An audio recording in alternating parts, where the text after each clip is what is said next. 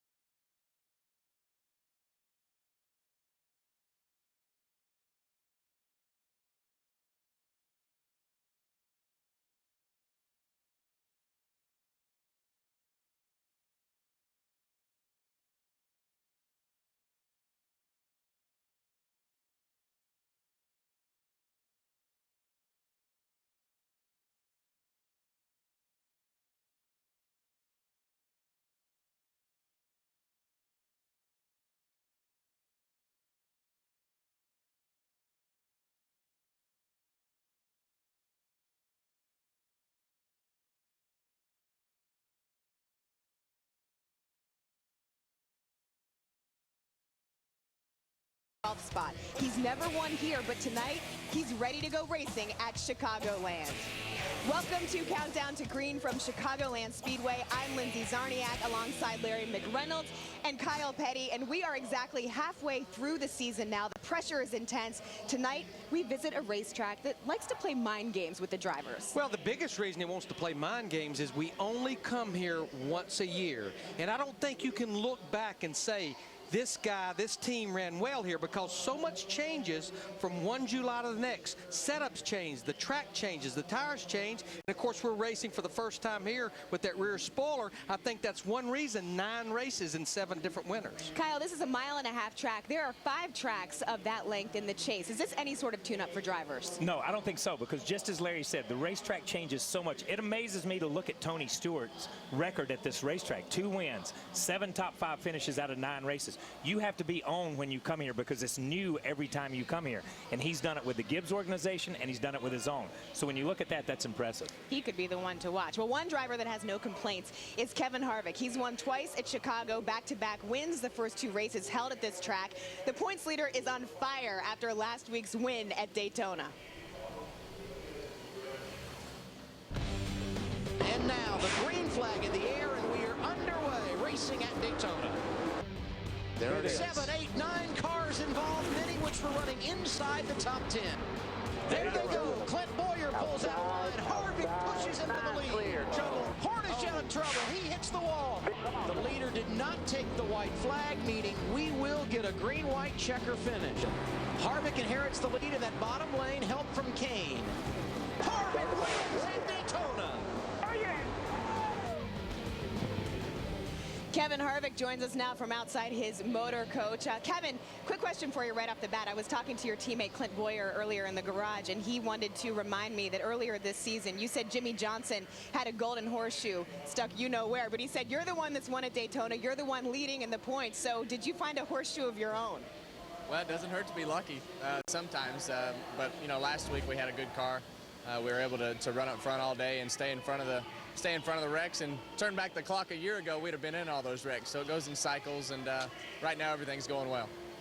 Hey, Kevin, we had Jonah Rigg here a few weeks ago, and the one thing, even though you were the points leader, that we talked about was more bonus points for winning. You only had 10 bonus points at that point. You get the win last week. That's 20 bonus points. But the biggest thing with 8 races to go, Kevin, 553-point cushion over that 13th place car. With 8 races to go, that's over a 3-race cushion. That's not a bad cushion. No, we're fortunate to be in a very good position on the chase side of things, to be able to go out and start doing things a little bit differently. Next week we'll be able to pull some new things out and try things that we probably wouldn't be able to try if we were fighting for that 12th place spot. So we're going to be able to push a little bit harder in all areas, and hopefully we can get a few more bonus points before the chase starts. Okay, I know you don't look ahead to the chase, but where you're at right now, you've got to be looking a little bit ahead to the chase. When you look at this, a 1.5-mile track, when you look at the Kansas, when you look at Texas, when you look at the Speedways coming up, you guys have been really competitive on this. Do you look at this as a training or as a experimental place to try some stuff at this point in time in the season? Not really here. You know, I really think next week will be kind of the start of all that stuff that we start trying and the things that we want to race in the chase.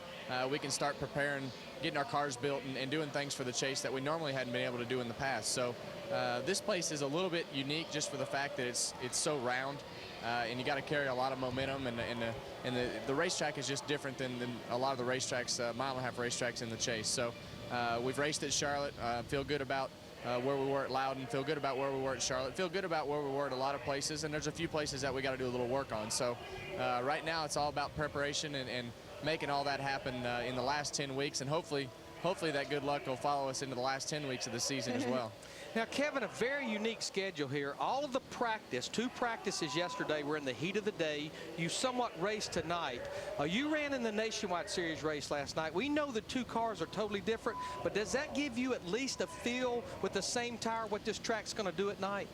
I hope so, because we made a few adjustments on our car to go in the direction that the racetrack we felt went last night. So right now we are banking on what we did last night to do the same thing tonight. I think the groove is going to get a little bit wider tonight. It'll probably be right up next to the wall, and I think the cars are going to, you know, fall off a little bit more and slide around a little more than they did last night. So the first couple laps speed we hadn't really been real happy with, but I feel like our car from that 8-lap point on is pretty good. Thank you, Kevin, going for that first win on a non-restrictor plate racetrack of the season. Since this track opened for business 10 years ago, it has really changed significantly. Kevin will be one to tell you that as well, much to the delight of a lot of the drivers. For more on the ins and outs of the racetrack, let's send it upstairs to the guys in the booth that'll call this race, Adam Alexander and Wally Dallenbach. Lindsay, the Chicagoland Speedway, one of 7 1.5-mile tracks on the Sprint Cup Series schedule. This, like all the others, a little bit different. And so with that, what's the biggest challenge drivers face here tonight, Wally? Well, I think tonight is these guys all have been practicing in the daylight, and the track has been very hot. So I think that's the biggest challenge. They're going to get on a cool racetrack. So the setups are going to be different. You know, Larry and Kyle touched on it. They're going to have to be chasing their setups around. We're going to have a half-hour more daylight than normal because the race is starting a little bit earlier. But that's the biggest thing is, you know, when you just throw a setup at it, and that's something that Larry could probably hit on, you're going to have to guess a little bit on where these cars are going to go because they haven't been on the track in these conditions. So the track has changed a lot over the years. That means creative setups. 14 drivers in the race here last night in the NASCAR Nationwide Series. An advantage for them? You know, it's hard to say because the Nationwide cars are sort of different than the Sprint Cup cars. But I think any track time is better. These guys were searching for grooves. They were looking for different parts on the racetrack and where they could race. So I always think it's an advantage to be on the racetrack. Anytime you get on the track, every lap you can get, that experience helps somehow. And of course, Kyle Busch, the winner here last night, Lindsay. He won here in 2008 in the Nationwide Series and followed up by winning the next night in Sprint Cup competition. We'll keep our eye on him this evening. Thanks, Adam. We'll hear from Kyle Busch when he joins us on set a little bit later. Don't forget to check in with Race Buddy. Log on to NASCAR.com. You can get all the on-track insight, including real-time camera feeds during the race. You'll get live updates, and if you send in your questions, we just might answer yours on the air during our show. Stick around. Fans come from all over the Midwest for this race. We'll be right back on Countdown to Green.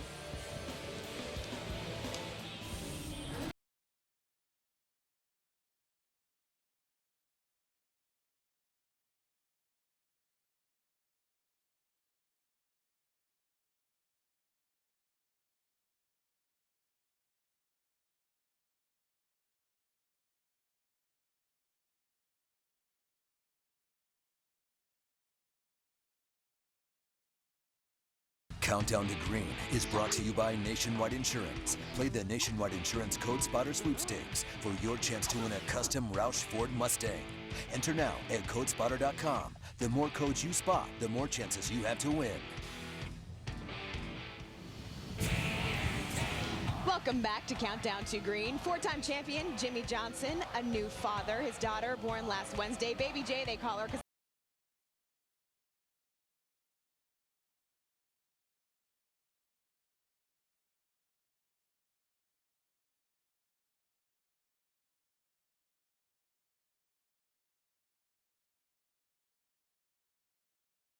your detective skills to choose who you think will finish in the top 10 this evening. It's the $1 Million Fan Challenge. Go to NASCAR.com. You pick who you think will finish in the top 10 and where. And if you get them right, and people have been very, very close, you could win $1 million. Winning is everything to the drivers that will take to this racetrack tonight. It's time to send it down now to our pit reporters. For more on Jamie McMurray, as well as the rest of the pits that he'll be covering, we begin with Matt Yoakum. Hi, Matt. Hey, Lindsay. And after Jimmy McMurray's pole-winning lap on Friday, old BP would have said simply on his birthday weekend, man, oh man. It was that impressive. But now McMurray needs to capitalize and score a big win for many reasons. He's got a great pit stall here tonight, a fast race car. I'll talk to him later in the show about his chances of scoring a win, his second win this season, as he and his brother fish for their first one here at Chicago. To Marty Snyder. Well, Matt, on my end of pit road, I'll be keeping up with Mark Martin, who simply dominated this race last year. But lately, this 5 team has been sliding the wrong direction. And for the first time since early April, Mark Martin is on the outside of the chase looking in. Coming up in a few minutes, I'll talk to Mark Martin and find out his chances he thinks to win the race tonight and also to get back into the chase. Now let's head down pit road to Ralph Shaheen. Marty, one of the pits I'll be covering tonight will be the number 9 of Casey Kane. Casey used this race last year to leapfrog 4 spots in the point standings. He finished 3rd, went from 12th to 8th, had a good spot to look into the chase. He's hoping to do that here tonight because 4 spots tonight would move him from 16th to 12th, and he would be looking at a spot in the chase once again. Phil Parsons. Ralph, the guy I want to keep an eye on is the hottest guy right now in the sport, Dale Earnhardt Jr. He's gained 6 point positions in the last 5 races. I talked to crew chief Lance McGrew, said, who do you have to beat tonight? He said, we have to beat the guys we're racing to get in the chase. We have to beat Clint and Mark and Carl and Ryan and those guys. That's who they're concentrating on tonight. And we'll talk to Dale Jr. a little bit later on in the pre-race show to see what he has to say, Lindsay. Thank you, Phil. If there was one word to describe this week's Pride of NASCAR legend, it would have to be intensity. Let's just say Alan Kulwicki was unique. He was in many ways his own crew chief, always thinking ahead. In fact, Kulwicki was heavily recruited at one time by renowned team owner Junior Johnson in his heyday, and Kulwicki turned him down because he wanted to do it his way. Nobody did that. Kyle Petty has the story of the man known as Special K.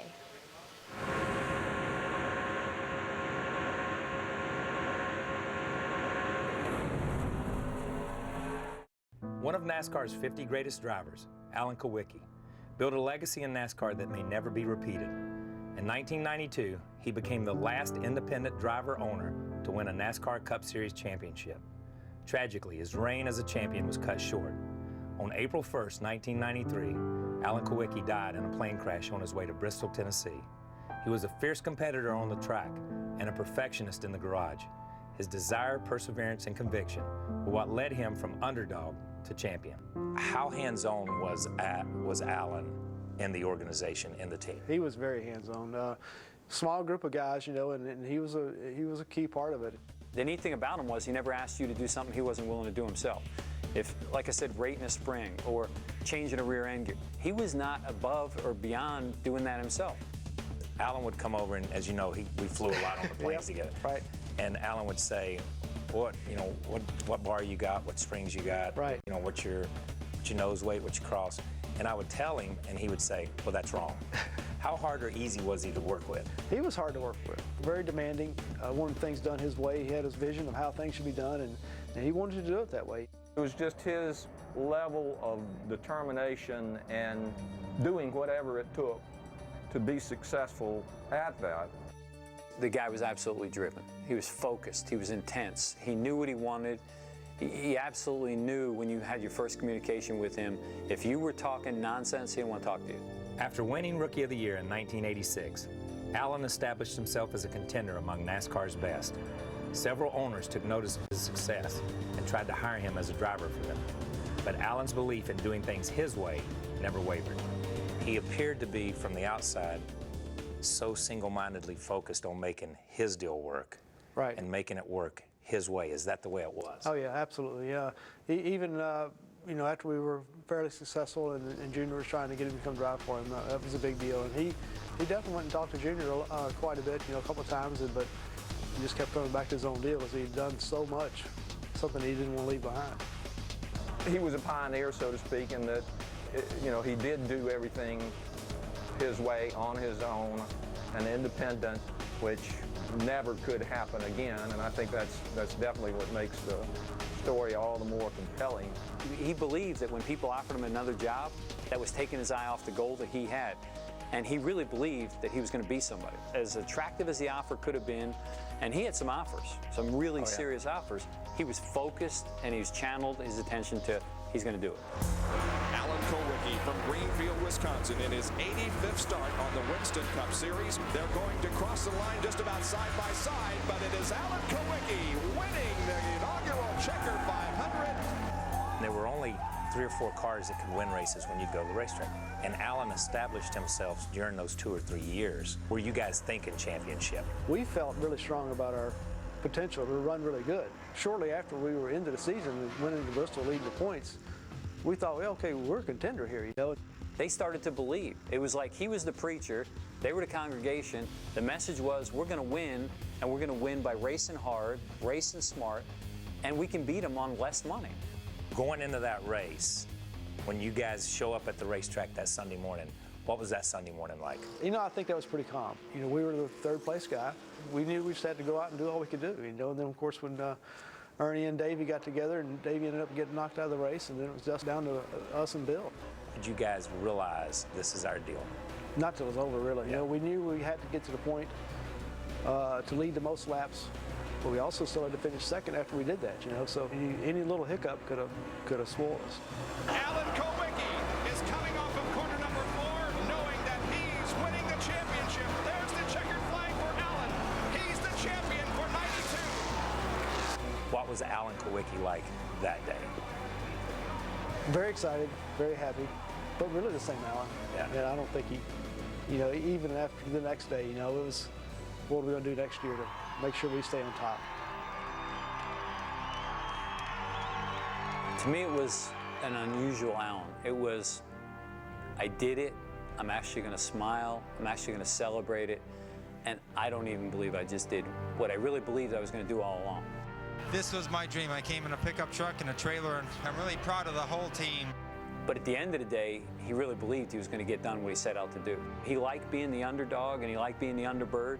He had done what the underdog stood for, and that was the little guy beating the big guy. The fact that they didn't think he was the horse that could win the Kentucky Derby, he liked that. Just a storybook ending. Just really wonderful. Everybody loves an underdog, but when you look at what Alan Kulwicki did, it is truly amazing, especially when you look at these times with sponsorship and teams being so important in this sport. And the thing is, he did it with so little. He did it with not a huge budget. He did it with not a lot of people, not a lot of cars. You talk about not giving up. With 6 races to go in the 1992 season, he was 278 points out of the lead. The only person that knew that he could still do it, I think, was Alan Kulwicki. Yeah, you know, he didn't have a big budget, but he had a huge heart. And to the day I stopped driving a race car, I wore an AK-7 on my sleeve in memory of Alan Kulwicki. We were friends. He was just an incredible person, an incredibly focused individual. Like Paul said, he drove him hard, but he drove him hard for one purpose, and that was to win a championship. He was a great race car driver, a really good guy, and he would still be having an impact on the sport today. And it was so fitting at that banquet in New York in 1992. One of the songs they played as Alan stood on that stage was I Did It My Way. I mean, it was so cool. Very fitting, very, very cool. Well, ask anyone in the garage and they'll tell you Kyle Busch is one of the most talented drivers around. But you know what? 6th in points is not good enough for the driver of the 18 car. Kyle Busch sits down with us now to talk about the season. Kyle, you brought some Snickers with you that we should talk about, but Kyle Busch, the only driver ever to sweep this weekend at Chicago. You did it back in 2008 when you won nationwide in the Cup race in the same weekend. Last night, you had that exciting nationwide finish. What's it going to take? How tough is it going to be to pull that sweep off again tonight? Oh, it'll be challenging. You know, we start so deep in the field, but I feel like our car is a decent car. It doesn't have the speed we've been looking for this weekend yet. So hopefully when the sun goes down, it turns to nighttime, we can shine and come back up towards the front like we did here in 08. Kyle, we certainly know that the big dot on your radar, you won the Nationwide Series championship last year. The big dot on your radar is win more Cup races, win this Cup championship. But that win last night, your 37th win in the Nationwide Series, And the big number, your 73rd career win in the top 3 series, that number 100, it's not that far away the way you're going. No, it's not. And I'm looking forward to getting there, and that's halfway to where I want to be. But, you know, there's a lot more wins that need to come on the Cup side, and I understand that, and we're trying. I mean, I'm doing the best I can, I feel like, you know, and we've had some bad luck, unfortunately, here through the summer months. But, you know, we've had some great race cars, and Dave has done a really nice job coming in this year as a rookie crew chief in the Cup Series, and being able to put all that together, and him and myself getting the communication going. We've won strong. We've had fast cars. We just need to get a little bit better job at being able to finish with them. You know, there's been times this year, if we look at the All-Star event with what happened with you and Denny over there, if we look at last week, I think a lot of people mistake when you get out of the car and what you say and how you act. I think they mistake it for attitude. I think it's a lot of heart. And I think all you want to do is win races. How bad is that your priority and everything else is just last place? That's it. I mean, you know, you're here to win. You're here to win every single week, and that's the first and foremost thing you want to try to do. And the second thing after that is nothing. You know, you go home, you go to next week. So that's pretty much it. But, you know, I've been fortunate to be in the position I'm in and have the great people like at Joe Gibbs Racing that have worked so hard and have done a great job at giving us some great race cars this year. And we're hoping that this week at Chicago, we go to an off week, and then Indy, we have a good car that we can really challenge for some more wins here before the chase starts. You know, Kyle, what I'm about to ask you, it's going to be in a positive way. Competition, whether it's internally or externally, that's good. That's what drives us. That's what makes us be better. But when I look over there at Joe Gibbs Racing, do you think sometimes just maybe the competition internally is maybe a little too fierce between each other? I don't know. I mean, you know, Denny. I mean, I watched Joey storm off last night after finishing second. Well, I've done it too. So I know what he was going through. But the worst thing that you feel like is when you lose to a teammate is you know you have the same stuff, and it's frustrating, and it's very. You get mad at yourself because you've given it up. You know, you've lost the race for your team and your guys and stuff like that. But, you know, we had the fastest car last night, and I felt like we had the car that should have won the race. I messed up on a restart, got too high, and then Joey got by me. I couldn't run him back down. But all through practice and through the beginning part of the race, I mean, we checked out. We were gone for a while there and had a really fast car. So I felt like the right car won the race. But the way the circumstances played out, Joey should have won the race. How much do you feel like you've changed within the past year? You've had a lot of other stuff going on in your life, too. I know that you've gotten engaged. You're going to get married here in Chicago, what, next year? I mean, do you feel like, not that you've needed to mature, but have you changed a little bit? You could get, I'm sure, a lot of answers to that question. I know, and that's why I'm asking. To me, I don't know. I mean, I feel like I've been trying, but it probably not getting too many high remarks or results, I guess. But the fans loved you here last night. Yeah, I know. I don't know if it was because I didn't do a burnout or what, but it don't matter. You know, for me, it's just to go out there and do what my job is, and that's to win the race. Yeah, you know, going back to Larry's question, internally you had teammates Jeff Gordon and Jimmy and those guys. You go over here, you got Denny Hamlin, but you grew up with one of the toughest teammates in the world, your brother, Kurt Busch. How tough was that? Because you've had a tough teammate pushing you your whole career. Just ask anybody around. My life's been easy. It hadn't been easy, dude. It hadn't been easy. So I'll give you that one. It's you know, it was good. I mean, we grew up. We had a sibling rivalry. I mean, it was tough growing up with him. I was trying to be 7 years younger. I was trying to be like him. So he was always starting everything before I was, and I always tried to get into it and be just as good, if not better, than he was. It took grandmother at Thanksgiving to say, "Boys, enough's enough. Y'all Hey, not you ruining know my what? Thanksgiving." Kurt Busch told me, your brother told me that your grandma cheers for him. That's fine. Oh, no. Okay. All right, moving on. But what about the Snickers? Yeah, you give who her would get the Snickers, Snickers in your family? It is. You know, we've had a neat deal this week, and I was over earlier this week in Chicago downtown at the Feeding America headquarters, and we've got a neat promotion that's going on with the Snickers brand. It's called Bar Hunger, and what we're trying to do is we're trying to donate 3.5 million meals to Feeding America. And if some people haven't heard the numbers, it's 37 million Americans are going to get meals at shelters and food banks and stuff like that. And of course, 6 million plus of those are children. So that's amazing, man. A lot of people can do a lot of help, and by buying a Snickers bar and being able to enter a code, you can go to Snickers.com to enter the code, or you can text it to 45495 in order to donate one meal to Feeding America. And we're trying to reach the 3.5 million and hopefully more. If we don't eat these pretty quick, they're going to be Snickers meals. They're all melted. Follow me around and you can pick up the wrappers, because I got the box down here. Petty's got the box. Thanks for the box. Cheers, Thanks for the box. Kyle Busch, best of luck. We know, we know that you want to do that burnout tonight. No problem. All right, let's take a look real quick at the nationwide standings from last night. Of course, we told you Kyle Busch ended up in victory lane. Right behind him was teammate Joey Logano, not too happy after that race. And in third place, it was Brian Scott. Fans, remember, keep up with all your favorite drivers by checking out the Nationwide Insurance on Your Side race review. It's only on NASCAR NationwideSeries.com. Stick with us. We'll be back with keys to the race. Thanks, buddy.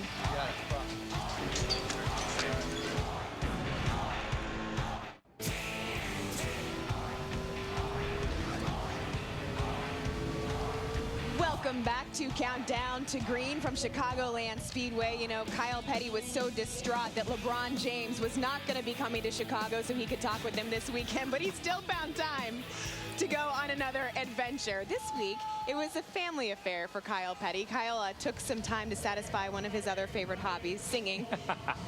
Brace yourselves. You got to see it for yourself in this week's Ponytail Express. This ought to be good.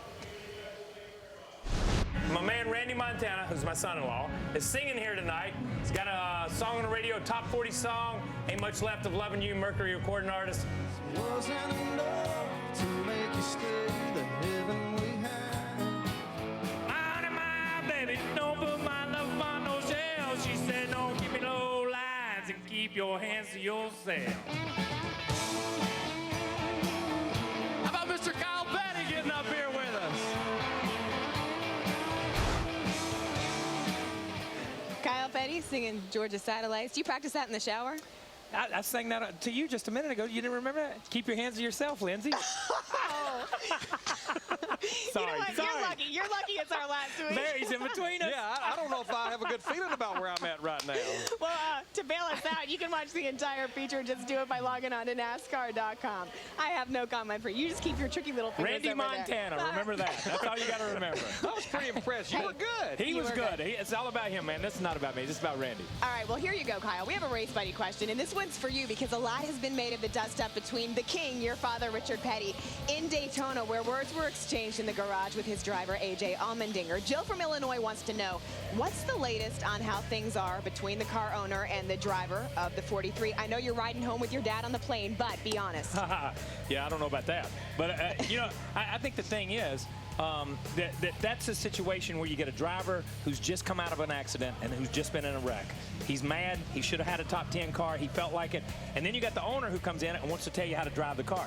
He tried to tell me how to drive a car every time I drove one. I know how AJ's feeling right here. But I think with the king and with my grandfather and with that whole, that's yesterday's news. There's the incident. That was over with. These guys move on. So, you know, it was more of an issue just watching it on a big screen, but it was really never a story. So it was much more of a clean slate. Yeah, the restrictor plate races, they've been terrible to A.J. Allmendinger in 2010, and he went into Daytona with 6 consecutive top 15 finishes, and he had a good race car, and he felt like that was just taken completely away from him.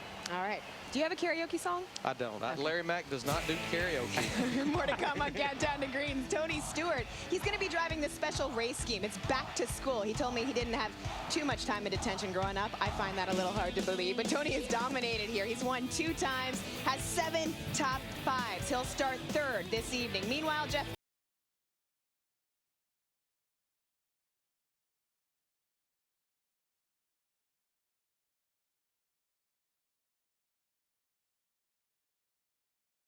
You're watching Countdown to Green on TNT.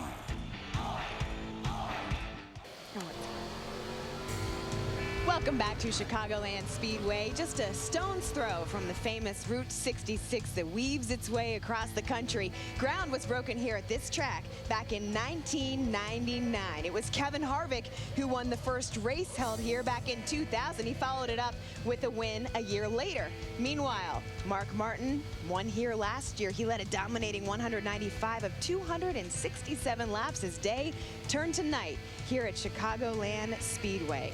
A common theme at this racetrack is get a grip. A slick track driven in both day and night conditions makes for dangerous driving sometimes, and of course, heated tempers. Our Wally Dallenbach takes us on a trip and tells us why things can go from good to bad very quickly at Chicagoland.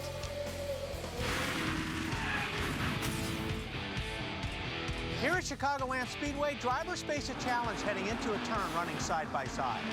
Going into a turn, the inside driver can lose grip and slide up into the car on the outside. All right, let me give you a closer look as I stick my head out the 18 car. I'll explain the dangers of the cars running too close side by side through the turns. Now, when you're running through the corner side by side, you got to give each other a lot of room. Look right here. These guys are way too close, and normally what happens is the car on the bottom will lose grip and downforce. He'll start sliding up the racetrack in danger of taking both guys out. I got this one, Kyle. You watch out, Jimmy!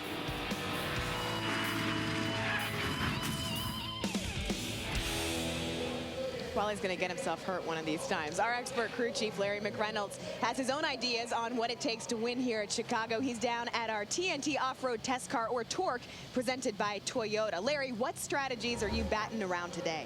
Well, Lindsay, this is a fast mile-and-a-half racetrack, and there's a lot of banking. Only 18 degrees to hold these cars in the corner. And the thing about it, the biggest thing you have to do is find the balance of the car, the balance between being not too loose or not too tight. One of the common characteristics, you'll get the car just right in 1 and 2, and it won't turn. It'll be way too tight in 3 and 4. The other thing, we're going to have an ever-changing track. We're going to go from daylight to dark. That'll be a little bit of a transition for the driver's vision, but you're going to have to get aggressive with adjustments on pit stops. You'll be adjusting the track bar on the right rear. You'll be doing wedge in, wedge out all night long. Almost every pit stop, you'll be making air pressure adjustments on all 4 tires, and if you really want to get aggressive, you're reaching there one of those rear springs, pull a spring rubber out, may have to even put it back in.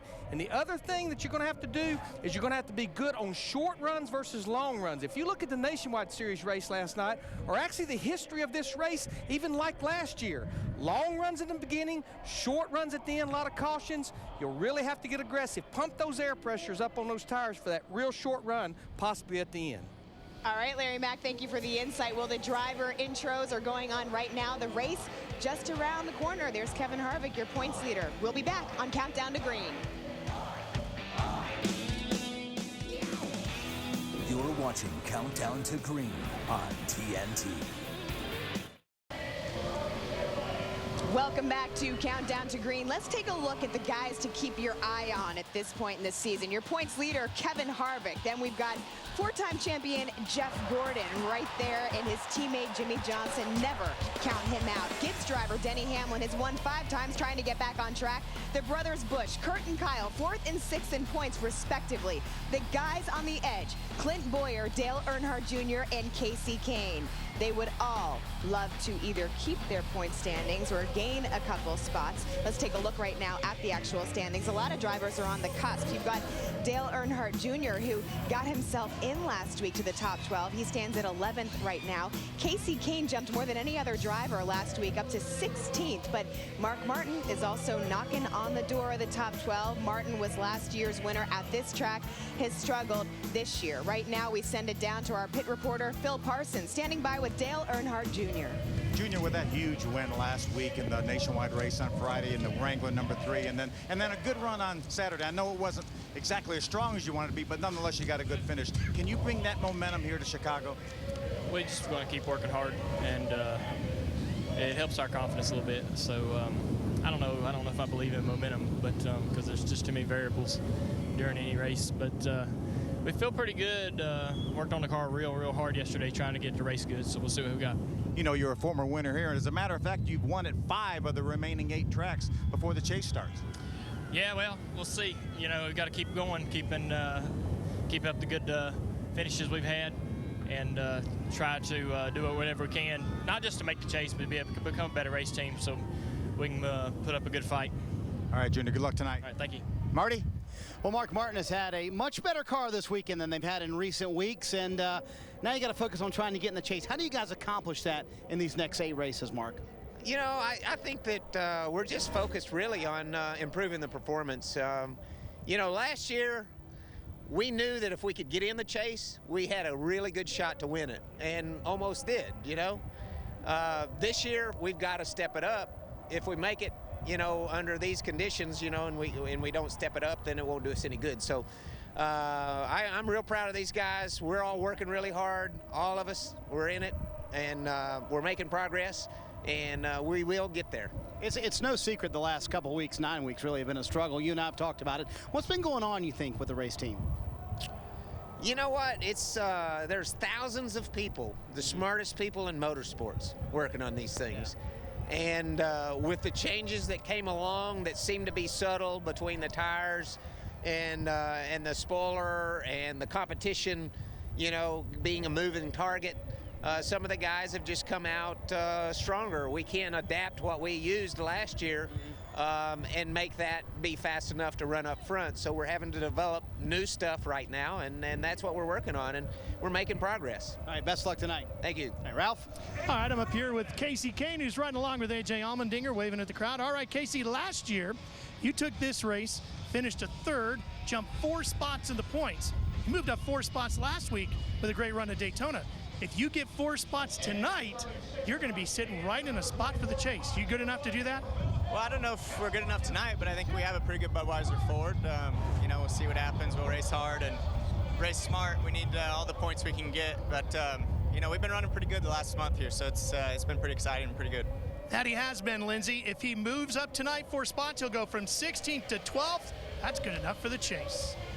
Thank you, Ralph. You know, this time last year, there were 3 drivers that made it with this many races to go back into the chase. 3 drivers that were out of it at this point. Who's in and who's out at this point? Well, you know, all we can do, Lindsay, is look at performance. We can't anticipate engines blowing like Casey Kane had at Loudon. We can't anticipate wrecks like we had at Daytona. You look at Daytona, 14 of the top 20 spots changed positions. But when I look at 2 guys that's in right now, it's the 2 guys that's at the back of the pack, and that's Dale Earnhardt Jr. and Carl Edwards. I still don't know if I have a great feeling about those 2. 2 that's out looking in that I think will get there based on performance is Clint Boyer in the 33 car. I still believe, even though he's 154 points out, Casey Kane, performance-wise, can get there. You know, Kyle, Mark Martin is one that catapulted himself into the top 12 at this race last year. Do you think that he's going to get back in there? I think Mark's answer pretty much told it all right there. Even if we get to the chase, we've got to pick up performance. There's a difference in being in the chase and being a chaser. And there's going to be 6 or 7 guys in the chase that have no shot of winning the championship. I'm sorry, that's just the way it is. You look at the 11 car, you look at the 48, you look at the 18, the 14, throw the 2 in there. These are 5 or 6 cars that are raising their head right now saying, we can win the chase. We're going to get there. Mark's saying getting in a chase and being a chaser is 2 different things. Speaking of the chase, one of the other hot topics out there this week is NASCAR looking at potential schedule changes, but also shaking up the chase a bit. Well, 2 big points I want to make. What we've got right now is pretty darn good. It works good, but that's the great thing about NASCAR. They're always looking constantly, year in and year out, how we can make it better. The thing about it, they have not messed with this chase format for several years, but I know it's a big dot on their radar. 2 things I hope they don't do is add more drivers or make it longer. I almost question, do we need to go a little bit shorter with it? Yeah. But I think the thing they're trying to accomplish, and you can't chase everything, but the thing they're trying to accomplish is maybe an elimination process, and maybe where we go to Homestead and we've got 2, 3, or 4 teams that realistically can win that championship, and a team doesn't have to just finish 15th to be the champion. Yay. If they do that, yay. Well, the that other thing is, and we don't want to speculate, we could throw a million different ideas at the wall, but they could do some shuffling with the schedule. Kyle, I know there are certain tracks you'd love to see them add, like Pocono. But, why did you have to do it? Why did you have to do it? But you know what? What makes you think NASCAR wouldn't change a schedule at some point in time? We've got double file restarts. We've gone from the wing to the spoiler. We're talking about changing the format. There's so many things that NASCAR is willing at this point in time. I think they're being very proactive and not reactive. They are looking at the sport. How can we make better for you, the fans out there? How can we make it better for you sitting at home watching it on TNT, for the people that are sitting in the stands? So I think everything's fair game, and I think they've been very open and honest about it. Mike Helton, the entire NASCAR staff, has said, we're looking at everything. We don't know where we're going to do. We don't know what we're going to do. We're not saying we're going to change anything, but we're looking. And you know, the thing I question, Lindsay, real quick, is adding sometimes a second date to a racetrack. I think that can be the kiss of death for a racetrack. I think adding a second date to Auto Club Speedway in Fontana hurt that speedway. It was much better 1 race a year. In California, though, such a big market, you got to look at that, too, and how they perceive that. And I go there and I work on my tan twice a year. Well, that's like Vegas. I say, bring on a second date, buddy. The driver is getting ready for tonight's race. Matt Kenseth, 7th in points right now. His teammate, Greg Biffle, driver of the 16 car,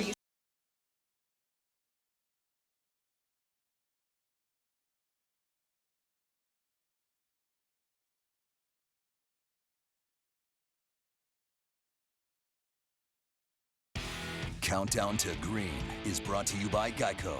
15 minutes could save you 15%. Call Geico at 1-800-947-AUTO or visit us at geico.com.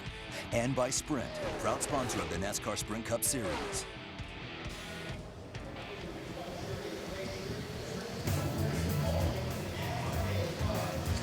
Welcome back to Countdown to Green. Well, we told you before about the $1 Million Fan Challenge. It's a unique opportunity to choose your top 10 finishers on NASCAR.com. There's a huge payoff. You can change your lineup up to lap 66. And get this, guys. If you guess correctly, you get how much? $1 million. Oh, man. 1 million buckaroos. You could really work on your tan then, Larry. All right, well, Jamie McMurray thinks that he should be somewhere on your list. The pole sitter is standing by right now with our Matt Yoakum. Hey, Matt. Hey, Lindsay, and every driver has a routine during the week leading up to a race. For Jamie, he watches the previous year's race while working out. So what'd you learn from last year's race that you use strategy-wise this weekend? Well, I just seen that Mark Martin ran right on the white line the entire race last year and had the dominant car. So I talked to Bono, before coming here, and I told him kind of what I had seen, and he said the same thing. So we worked really hard on just getting our car to where it handled the best on the bottom. I didn't feel like we really had the speed that we needed, but we got the balance of the car really good, and I was able to stay on the bottom. So we'll wait and see. I hope that that'll pay off later tonight. And looking at tonight's race, it starts in the sun, ends under the stars. What's the biggest challenge dealing with the vision? Well, last night it was nice because the clouds came in, so we didn't have to deal with the sun quite as much, but it is pretty brutal heading into turn 3. Not as bad as the truck driver, but it is pretty bad getting into turn 3. So hopefully some of these clouds will roll in and it'll help the vision. For some race fans at home, if you were in Oak Brook, Illinois earlier this week and you said, that guy looks a little bit like Jimmy McMurray and he's flipping burgers at a McDonald's, guess what? It really was. And throwing some fries down as well. Lindsay? All right. Thanks so much, Matt. Well, gentlemen, it's time to get your final predictions. And I want not only the winner of this race, but also the championship winner that we will see in November in Homestead. Wow. That's tough. Pressure. That is tough. Okay, I'm going to go winner of this race. I'm going to go Tony Stewart. Tony Stewart, winner of this race. I'll go that. Championship, I'm going to go Mr. Five-Timer, Jimmy Johnson. Mr. Five-Timer, okay. I like History. his pick to win the race, but I'm going to go with a guy that's never won here before. He's sitting on the outside of the front row, wants to take Baby J home, the Chicagoland trophy. Jimmy Johnson in that 48 car. I'm not going to say the 48 car is going to win this championship in 2010. But that's the group you're going to have to beat if you want to win this championship. I still believe Joe Gibbs Racing will be back by the time we get to the chase. So you're saying Denny Hamlin is going to win the championship? Joe Gibbs Racing. You're putting words in my mouth. Denny Hamlin is my pick for the championship. The winner of this race will be the 33 car of Clint Boyer. Out on a limb. Out on a limb. Because you like interviewing him. I know. You always That's a personal thing. That's not true. Keep it to yourself. All right, for Larry McReynolds, Kyle Petty, and everybody on our extremely hardworking TNT crew, that's going to do it for Countdown to Green. It's been one heck of a ride. When we come back, we'll be trackside to go racing.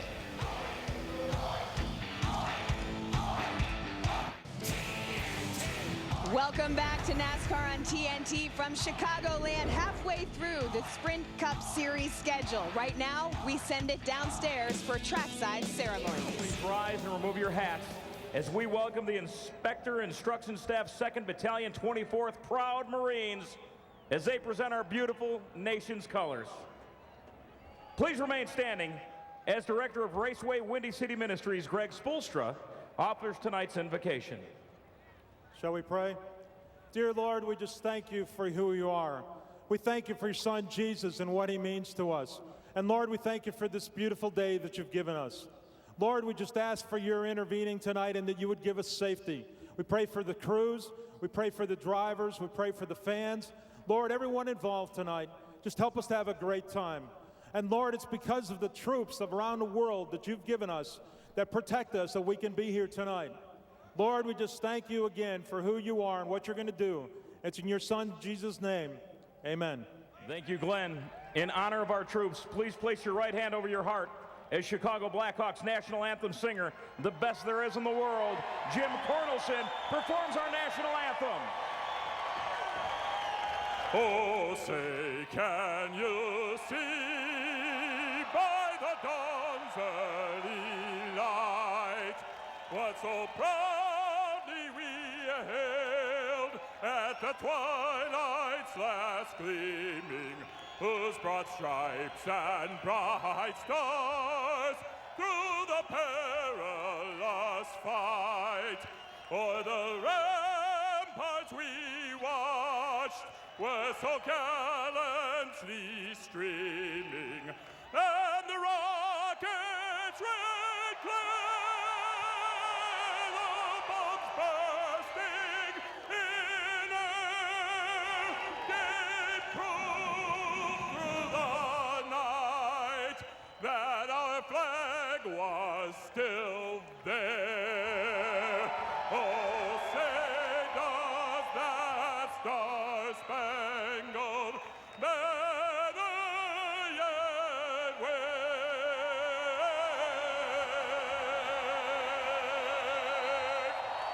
o'er the land of the free?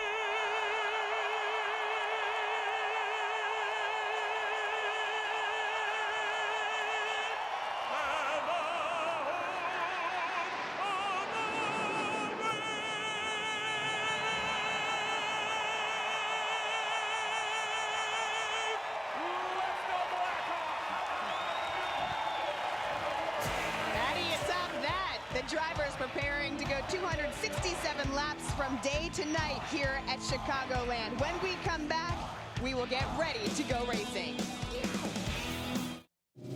The chase looms over the horizon, and the closer we get, the more the landscape seems to shift. When the sun sets, the scene will transform. The slow pace of the summer days will subside, and a frenetic madness will set in. Good guys, bad guys, they are indistinguishable under artificial light.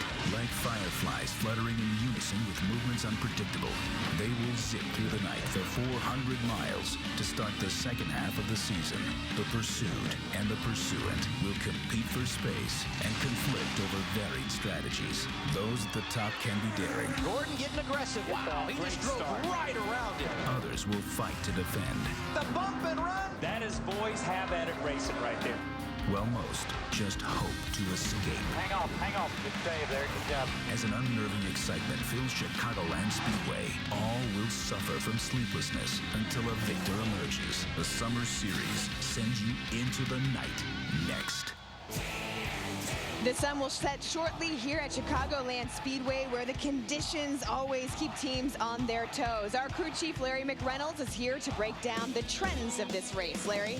Yeah, Lindsay, these are the trends of the patterns of the 9 Chicagoland races. First caution, average lap 40. Longest green flag run, average 78 laps. Guaranteed we'll see 1 to 2 green flag pit stops. Last caution flag, average lap 254, less than 15 laps to go.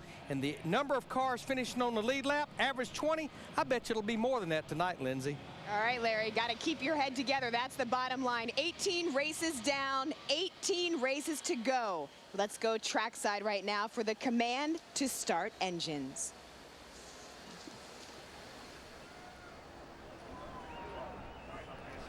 Race fans, please welcome from our world champion Stanley Cup winning Chicago Blackhawks defenseman Duncan Keith as he delivers the most famous words in racing. Thanks, Chicago. Are we ready? Gentlemen, start your engines.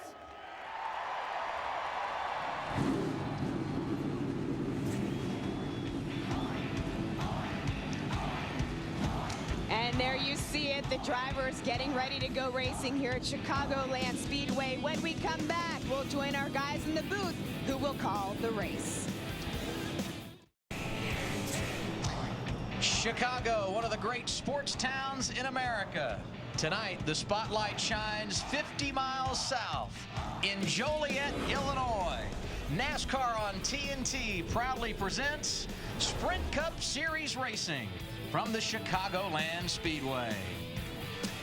Hello and welcome again, everyone. Good to have you with us for NASCAR on TNT. With Kyle Petty and Wally Dallenbach, I'm Adam Alexander. You know, NASCAR first came here to Chicagoland in 2001. It hasn't been that long ago, but things have changed a great deal since then, Wally. Well, it really has. It's become a great racetrack, that's for one. There's a lot of lanes around this place. But the biggest thing these guys are going to be facing, I think, is they've practiced in the daylight, in the heat, and now they're going to be racing when the track is a lot cooler. Things are going to be different. The cars are going to be a lot different, so it's going to be pretty interesting. And don't forget, the tires are different from last year. They've got a spoiler, not a wing. So there's not a whole lot of setups they can go back off of from last year. So there's going to be a lot of guessing going on here, especially the first pit stop. And there will be plenty to watch tonight, Kyle, because you look at the lineup, Kevin Harvick, Kyle Busch, and Matt Kenseth, all starting outside the top 25. How difficult for them to get to the front? There's a number of guys that are starting in the back that have to get to the front. And it's going to be hard because the first run here, as we heard in Larry's keys to the race and going green, were that there are a lot of green flag laps, and we could have the first stop could be a green flag stop. So when you got to run that first time and you're green flag and you're stuck back there in the pack and you're not making time, you can get lapped really quick here. Here's the good news for the driver starting deep in the field. 3 of the last 9 races here have been won by a driver starting outside the top 10. Coors Light, the official beer of NASCAR, is the proud sponsor of the Coors Light Pole Award, given to the fastest qualifier in each NASCAR Sprint Cup race. This week's Coors Light Pole Award winner, Jamie McMurray. He now leads with 3 poles in 2010. And now we take a look at tonight's starting grid. Joining McMurray on the front row, Jimmy Johnson, still trying to get a victory here at Chicagoland. Row number 2, Tony Stewart. He has dominated the stat column here, including 2 victories. Row 3, great effort for Sam Hornish Jr. and Jeff Gordon, trying to pick up his second Chicagoland victory tonight. Teammates David Rudiman and Martin Truex Jr. on row 4. And another one of the surprise qualifiers here yesterday evening, Paul Menard. Montoya in row number 5 as well. He had a top 10 finish here last year. We talked about Tony Stewart and how good he has been at this racetrack. Let's hear from Smoke. Kyle Petty. Tony Stewart, Kyle Petty here. Can you hear me? Yeah, bud, go ahead. Hey, man, looking at your record, now I guess I've paid no attention to it, but you've won 2 races, 7 top 5s out of the 9 races here. You've begun to turn that corner the last couple of weeks at New Hampshire and at Daytona. Is this a great place, or is this a key place to get started on the chase? Well, I mean, we're still a ways from the chase, but at the same time, I mean, we're not in a spot in the points that we can, like we were last year. We were real comfortable where we were at this time of the year. Had a comfortable enough lead. We could do what we needed to do, and if we had a bad night, it was okay. But we gotta still be cautious of what's going on behind us in the points. But at the same time, we need to start getting going on these bonus points, like you know, the 11 and 48 are here, and try to get our 10 bonus points when we can. So it's kind of a on top of the fence deal where we got to look forward and backwards at the same time right now. All right, man. I appreciate you talking to us, and good luck tonight. All right, bud. Thanks. And now we take a look at our Burger King race analysis for tonight's event here at Chicagoland Speedway. 400 miles in length is this evening's event. 267 laps making up that distance. 45 miles an hour, the pit road speed. And our pit window, 54 to 58 laps, and there are no cars going to the rear. Now we get an opportunity to take one last trip down the pit lane and hear from our pit reporters. We begin with Phil Parsons. Thank you, Adam. I talked to Kevin Harvick, our championship leaders, crew chief Gil Martin, earlier today, and I said, Gil, because you have that 553-point cushion over 13th, can you gamble? He said, well, we try to do all we can do each and every week. If it gets down towards the end and we may be a lap or 2 short on making it on fuel, we may gamble in. But wait till Indy, as we heard Kevin Harvick say earlier in the pre-race show, when the engine department's going to give him a little bit extra to try to get ready for the chase. Now to Ralph Shaheen. Phil, last week Clint Boyer left enough points on the table that he could have put himself into the chase. He was in contention for a win. That would have been enough to move inside that top 12. Instead, a wrecked race car. He's now 49 points out, 14th in the point standings. He's frustrated over that and looking to make good on that here tonight. He says he's got a good race car, and he's hungry, Marty Snyder, to get those points and to get into that chase. Well, Ralph, talking to Dave Rogers earlier today, said no racetrack penalizes you worse for a poor qualifying effort than Chicagoland. Unfortunately, his driver Kyle Busch starts 33rd today. He said they'll have to race their way to the front. And no matter what the result is, the one thing we can guarantee, it will be exciting to watch Kyle Busch come from the back to the front this evening, Matt.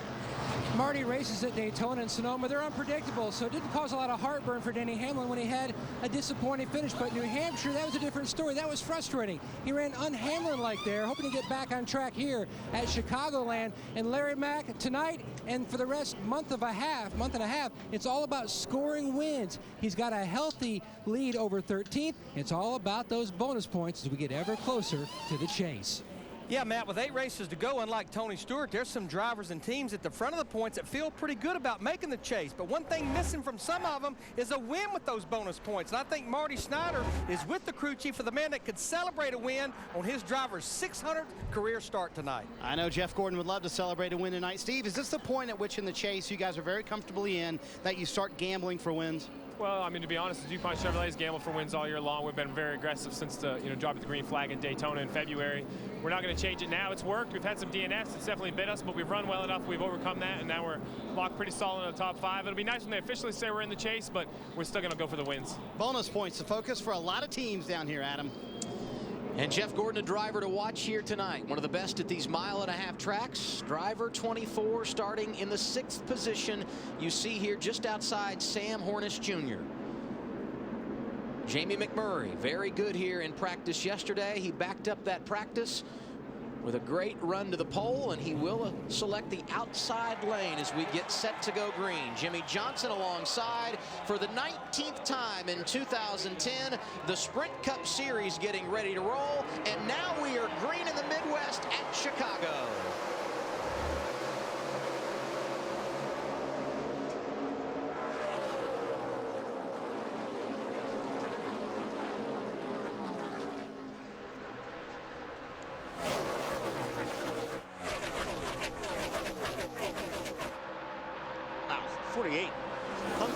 I really thought the one car would pull in the lead coming off the turn 2, but Jimmy Johnson's got a lot of grip down there, and he's making it work. Jimmy Johnson using that inside lane to his advantage. He leads lap 1. Gordon and Kane side by side. Excuse me, McMurray side by side for 3rd. You know, the funny part is all during practice we saw guys go to the top. Obviously, fresh tires right now on the bottom. Everybody kind of lined up on Jamie. Jamie's pulling back in 3rd here. Strong move up off 2. David Rudeman able to drive underneath Sam Hornish Jr. That for 6th. Paul Menard looking as well.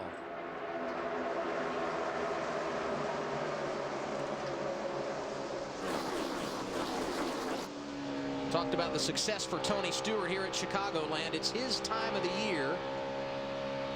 Started 3rd tonight. He looks good in the early going. And the Going Green show, you heard Jamie McMurray talk about, okay, Tony Stewart, well, I watched the footage of him, and he stayed right on that white line the whole time. When we did the qualifying show on Speed, or the practice show, Tony Stewart was right on that white line, and there he was. You saw him from the in-car camera rolling through the center of the corner to get under Jamie McMurray up off 4 on the white line. And I think that's the key here. I mean, if you can keep your car on the bottom, 75% of the cars are going to be working the middle to the top of the racetrack as they get more and more laps on their tires. If your car can work down on the bottom, you're going to pass a lot of cars tonight. And it's something that could change as the night goes on, Kyle. Yeah, and we heard Jamie McMurray talk about, I need to get on that white line. We worked really hard on getting on the white line. We've run 4 laps. Jamie McMurray's not seen the white line yet, okay? He's been hung on that outside, but even when he had a clear racetrack, he didn't go the white line. And since you've been on that show for 6 weeks, it's countdown to green in case you forgot to It's a pre-race. Green show. Yeah, it's a pre-race. It's a pre-race. The good news is we're green now. You don't have to worry about it anymore. Let's don't go through this again. I don't know who's in the back of the pack either, okay? I'm sorry. Matt on more with Jamie McMurray. And in that green show, that countdown to something show, Jamie McMurray talked about he would be running on the bottom, and guys, you're right. He has moved up, and he joked afterward. He goes, you know what, and I probably jinxed myself. I'll probably be up top most of the night. He said the car is just way too tight now, much tighter than he expected. That's why he's moved a lane up. And you know, we heard and when they interviewed Kevin Harvick, He talked about running that race last night and being able to make some adjustments for the day to try to figure out where his car was, because he liked where his car ended last night. He thought the racetrack changed, so he was going to adjust accordingly. As we see the 14 drive under the 16 car of Greg Biffle on the bottom of the racetrack. And you know, eventually Tony will move around, but right now, this is where Tony left off. Well, you'll hear guys, and I'm talking to Jimmy Johnson yesterday about it. He liked his car because he said, you know the feeling when he said the car's getting into the track. There's a big difference when you have a car that goes around racetrack, especially a mile and a half. It almost feels like your tires are digging into the asphalt. He felt his car was that way. Stewart thinks his car is that way. And that gives you the opportunity. You can run the bottom if your car is gripping really, really good. If it's not, you can't stay on the bottom, because normally the car wants to get tight, especially getting up off the corner. Tony's car really rolls through the center of the corner good. And this is, you know, again, we heard Kevin Harvick in the beginning say, this is a very round place to run. Even though it looks like it's got a straightaway, it's a round racetrack. You're constantly turning, you're constantly moving. If your car can roll into the corner, float into the corner, and roll free through the center, you can get to the gas earlier and make the straightaways a lot longer, maybe 5 or 6 car lengths longer, which in turn adds to that straightaway speed, obviously. Tony Stewart looks good here early, started third, running second. Everyone chasing Jimmy Johnson. He's led the first 8 laps at Chicagoland. NASCAR Sprint Cup Racing from Chicago on TNT is brought to you by Geico. 15 minutes could save you 15%. Call Geico at 1-800-947-AUTO or visit us at geico.com. By Frost Brewed Coors Light, the world's most refreshing beer. By the all-new 2011 Super Duty, built Ford tough. By McDonald's, I'm loving it. And by AT&T, rethink possible. NASCAR.com Track Pass, Race View, Pit Command, and Scanner. The most access to your favorite drivers, live, free for Chicago. Get live in-car audio, multiple camera angles, and the most race stats anywhere online. It's commercial free all race long. Presented by the all-new 2011 Super Duty. Only on NASCAR.com. Go to NASCAR.com/free Chicago. Things have not changed since we went to break. Jimmy Johnson continues to be the race leader.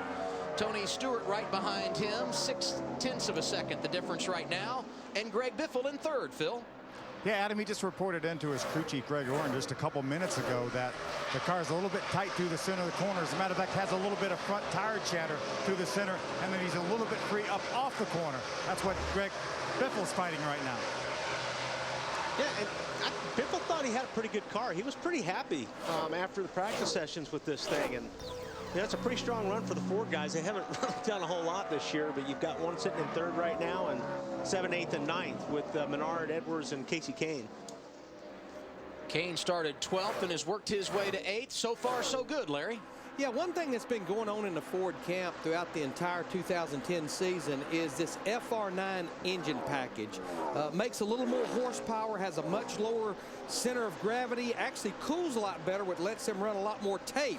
But what I was told this week is for the rest of 2010, with the exception of Bristol and Watkins Glen, all of the major Ford teams from Richard Petty Motorsports, Roush Fenway, and the Wood Brothers 21 will be running the Ford FR9 engine full time. Hey, and why not? I can understand Watkins Glen, but why Bristol, Larry? Well, I think they just wanted to handpick some, Wally, with that many teams. That's one thing that put them behind, was all of a sudden Richard Petty Motorsports was added, that added 4 teams. I just think it gives them a little bit of a breather. And you and I both know you don't give up horsepower anywhere, but if there's a place you could give it up, Bristol would be the place. Yep. Talk about Fords and how well they are running. Here's a couple of those that Wally mentioned inside the top 10. Paul Menard is 7th. Right behind him, Carl Edwards, and Casey Kane joining this mix. He's behind the wheel of a Ford as well. Yeah, Carl looks like his car is a little bit loose.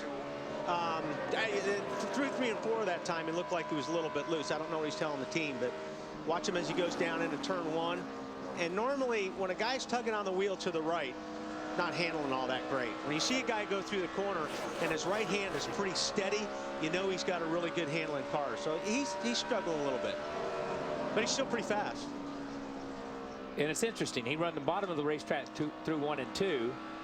and the top of the racetrack. But I think he's just running wherever the 98 is not, because the 98 was up, he was down. That corner, the 98 was down, he was up. But I also, it may be that patch over there in 3 and 4, it's almost a bump, could be giving him some trouble. So he may be running high in 3 and 4 just to stay out of that patch. We mentioned Casey Kane right behind these guys. He started 12th, and Ralph right now running in the 9th position. Yeah, and he's searching, Adam, and not just for traction on the racetrack. He's searching for words to try to describe what he's feeling. He says the rear end of the car is a little bit free and moving around on him a little bit as he comes off the corners. It's the front end that he's having a harder time to describing. He says it's not exactly chattering, but it's bouncing around up front. And he just can't come to grips with exactly what it's doing to describe it to his crew. Yeah, and you know, Ralphie, that makes it even worse when you're in traffic. It's hard to race around somebody when the front end's doing something like that, because it just magnifies the problem. Yeah, and he didn't even try to race the 56. The 56 running down from a half a straightaway or 8 or 10 car lengths behind, he just pulled over and let him go down the front stretch. Those drivers battling for 10th. Jimmy Johnson enjoying a Saturday evening drive in Chicago. He's leading.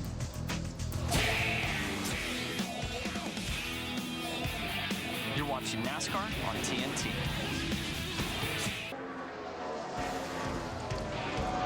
The NASCAR Sprint Cup Series rolling through Chicagoland this weekend.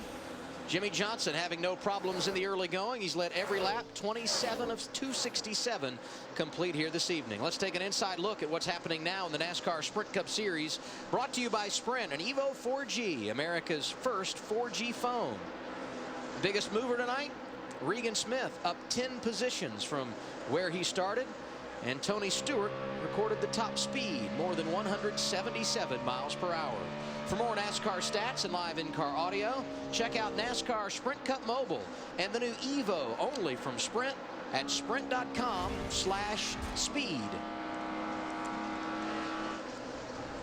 Just watching some of these guys, I think, you know, the guys that have hit it right are probably pretty happy, but I think there's some guys that have not hit it right and would like to see that yellow come out so they can get in and adjust, because, again, what we talked about early, it's a crapshoot on setups, and some of these guys look like they're slipping back pretty hard.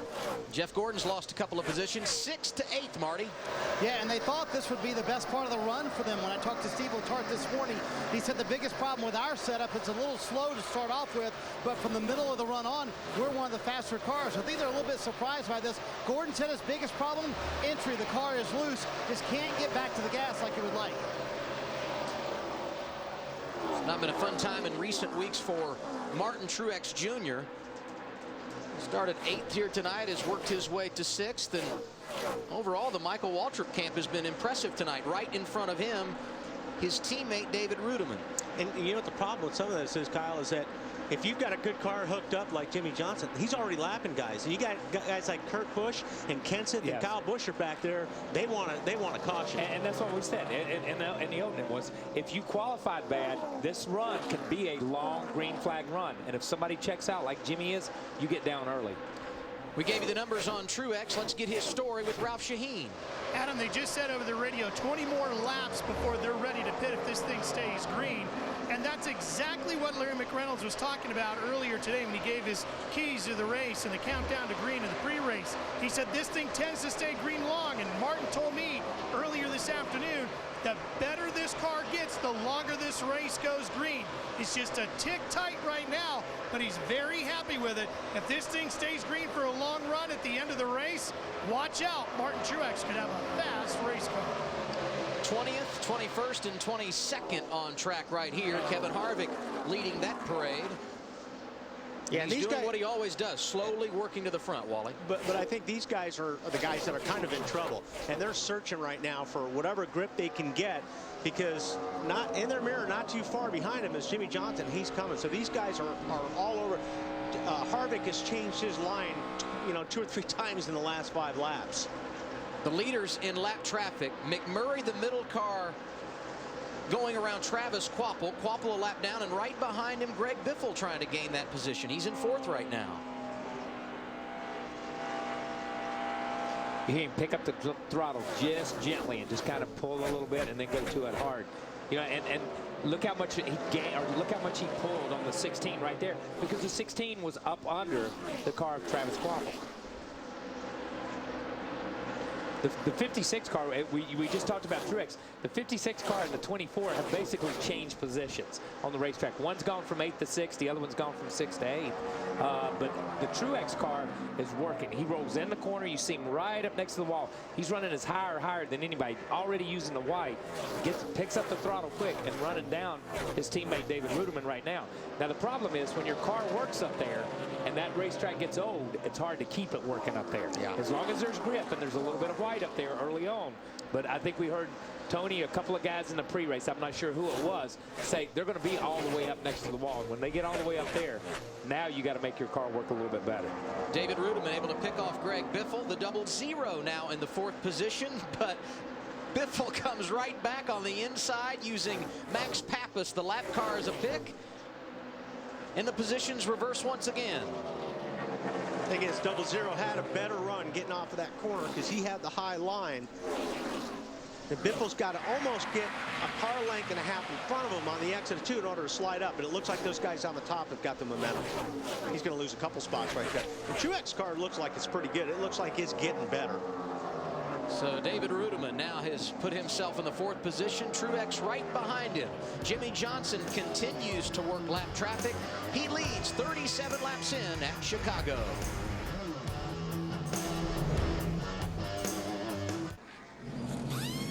Caution out at Chicago, and the leaders are on pit road. To Phil Parsons. David Ruderman comes in the pits running 4th. They're going to take a pound out of the right front. His car is just a little bit too tight through the center, Ralph. The 56, Martin Truex, a little tight. 4 tires and fuel and an air pressure adjustment, Marty. Jeff Gordon, bottom of your screen, says the front end turns on a dime, but the back end way loose, down 2 rounds on the track bar, Matt. Leader Jimmy Johnson, the track really changed over that run. Chassis adjustment, the car was snug in the center, and it started to get more and more free on exit. Wally said these drivers wanted a caution to get to pit road. They were able to get it. Jimmy Johnson holds serve.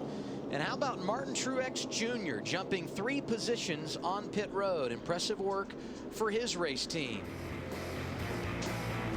First caution of the night, David Strimmy hit the wall. More from Chicago next.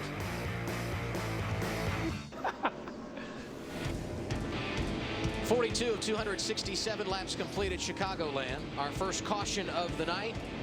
David Strimmy popped the wall. Tough break for the driver out of South Bend, Indiana. Not too far from home, and you see it top of your screen. Strimmy already riding the rim as he headed into the corner. He was the last car on the lead lap. Bobby Labonte got the free pass under this caution, and you see Martin Truex Jr. lining up in the outside lane. Good pit work by his team. Really good, but you see he basically shaved a second off of Jimmy Johnson on the total time on pit road. 1 second is 3 spots. But hey, Matt, somebody who was a big loser on that pit stop was the 14 car. What happened down there to Tony?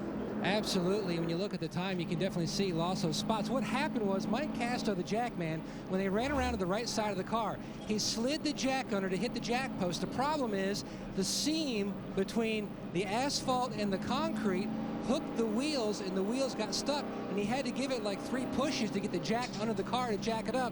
That's what cost them the time and those positions on pit road. You see what a couple of seconds make a difference either way on pit lane. Marcos Ambrose, another driver who had to pay a penalty under this caution when he came down pit road. Lug nuts missing. He had to come back in. He will restart 33rd. Up front, Johnson and Truex. We get the restart as we put lap 43 on the board.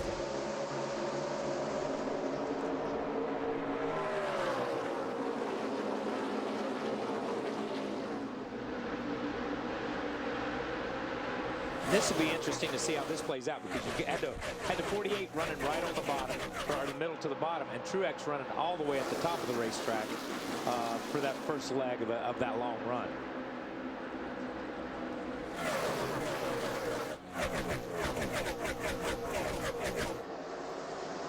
Nice battle here for 4. David Ruderman, who's been strong early inside of Greg Biffle.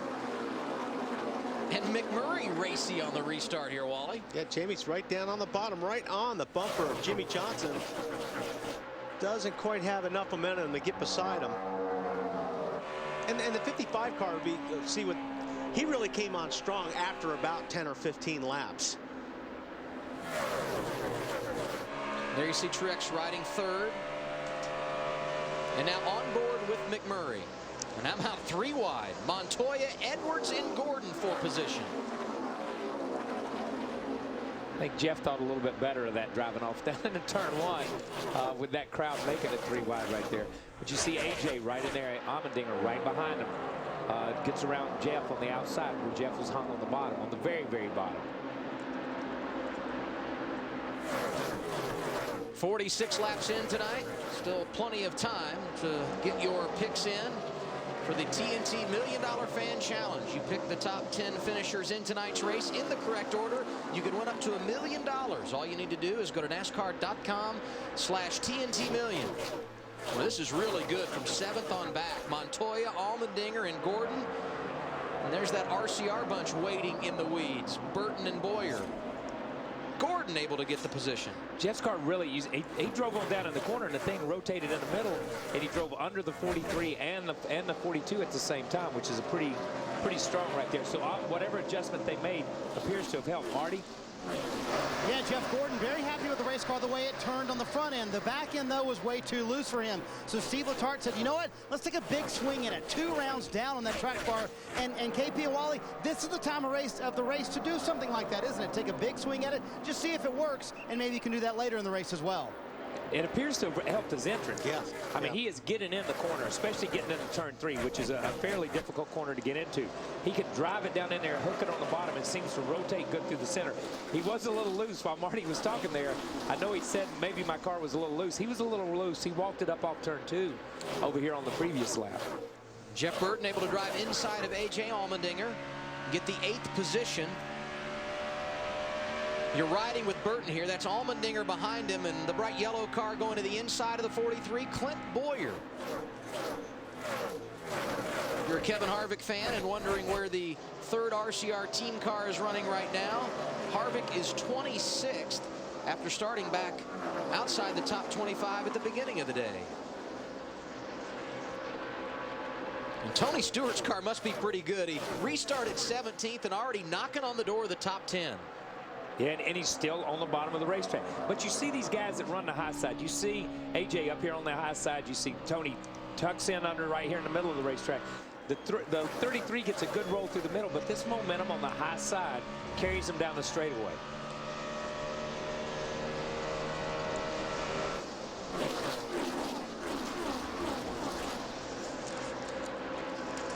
Look at Stewart getting aggressive in the middle.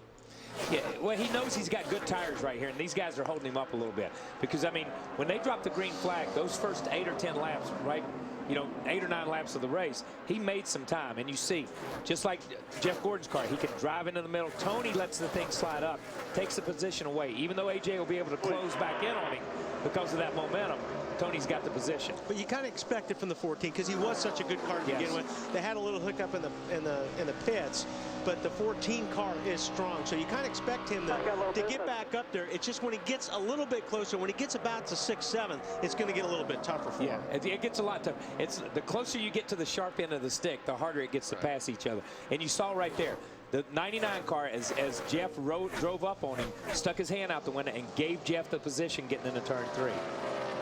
These guys, the funny thing about racing like this, especially this time in the race, 50 some odd laps into the race, is if you end up racing a guy side by side for 3 or 4 laps, you lose a lot of time.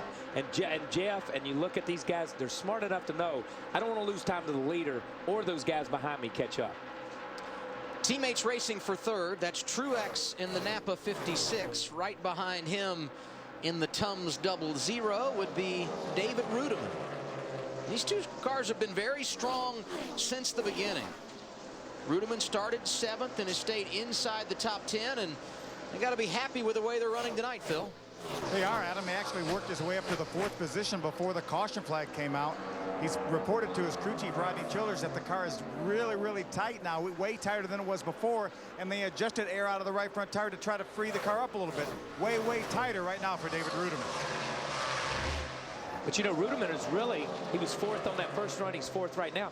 He's really kind of maintained or stayed right there with Truex. And I thought Truex, Truex is running in the middle of the racetrack now to the bottom, where that first run Truex was up in the white stuff. So whatever adjustment they've made, he's had to move to a different place on the racetrack to make his car work. And here's going to be the key. As this night continues and the sun continues to go down, how many of these guys that are inside the top 10 right now, as you see the sun peeking over the wall in turns 3 and 4, how many of these drivers inside the top 10 are going to be able to stay there? Because you got to stay in front of the track. Yeah, this is where the communication between the driver and the crew chief and the team is going to be so important. And listening to the crew chief say, you know, the driver's got to say, I'm loose here, I'm tight here, whatever. You see these guys start down the backstretch, and I know this doesn't sound like a lot, but when you turn in here at 170 or 80 miles an hour, boom, and there's the sun right in you. You don't see anything for 100 yards or so in there. It's like somebody being in a dark room and flashing a light or flashing a camera in your eyes for a minute. There's a dot there. But this is where the communication factor is going to be so big. These guys have to stay up with the racetrack now to understand what adjustments they need to make in the future.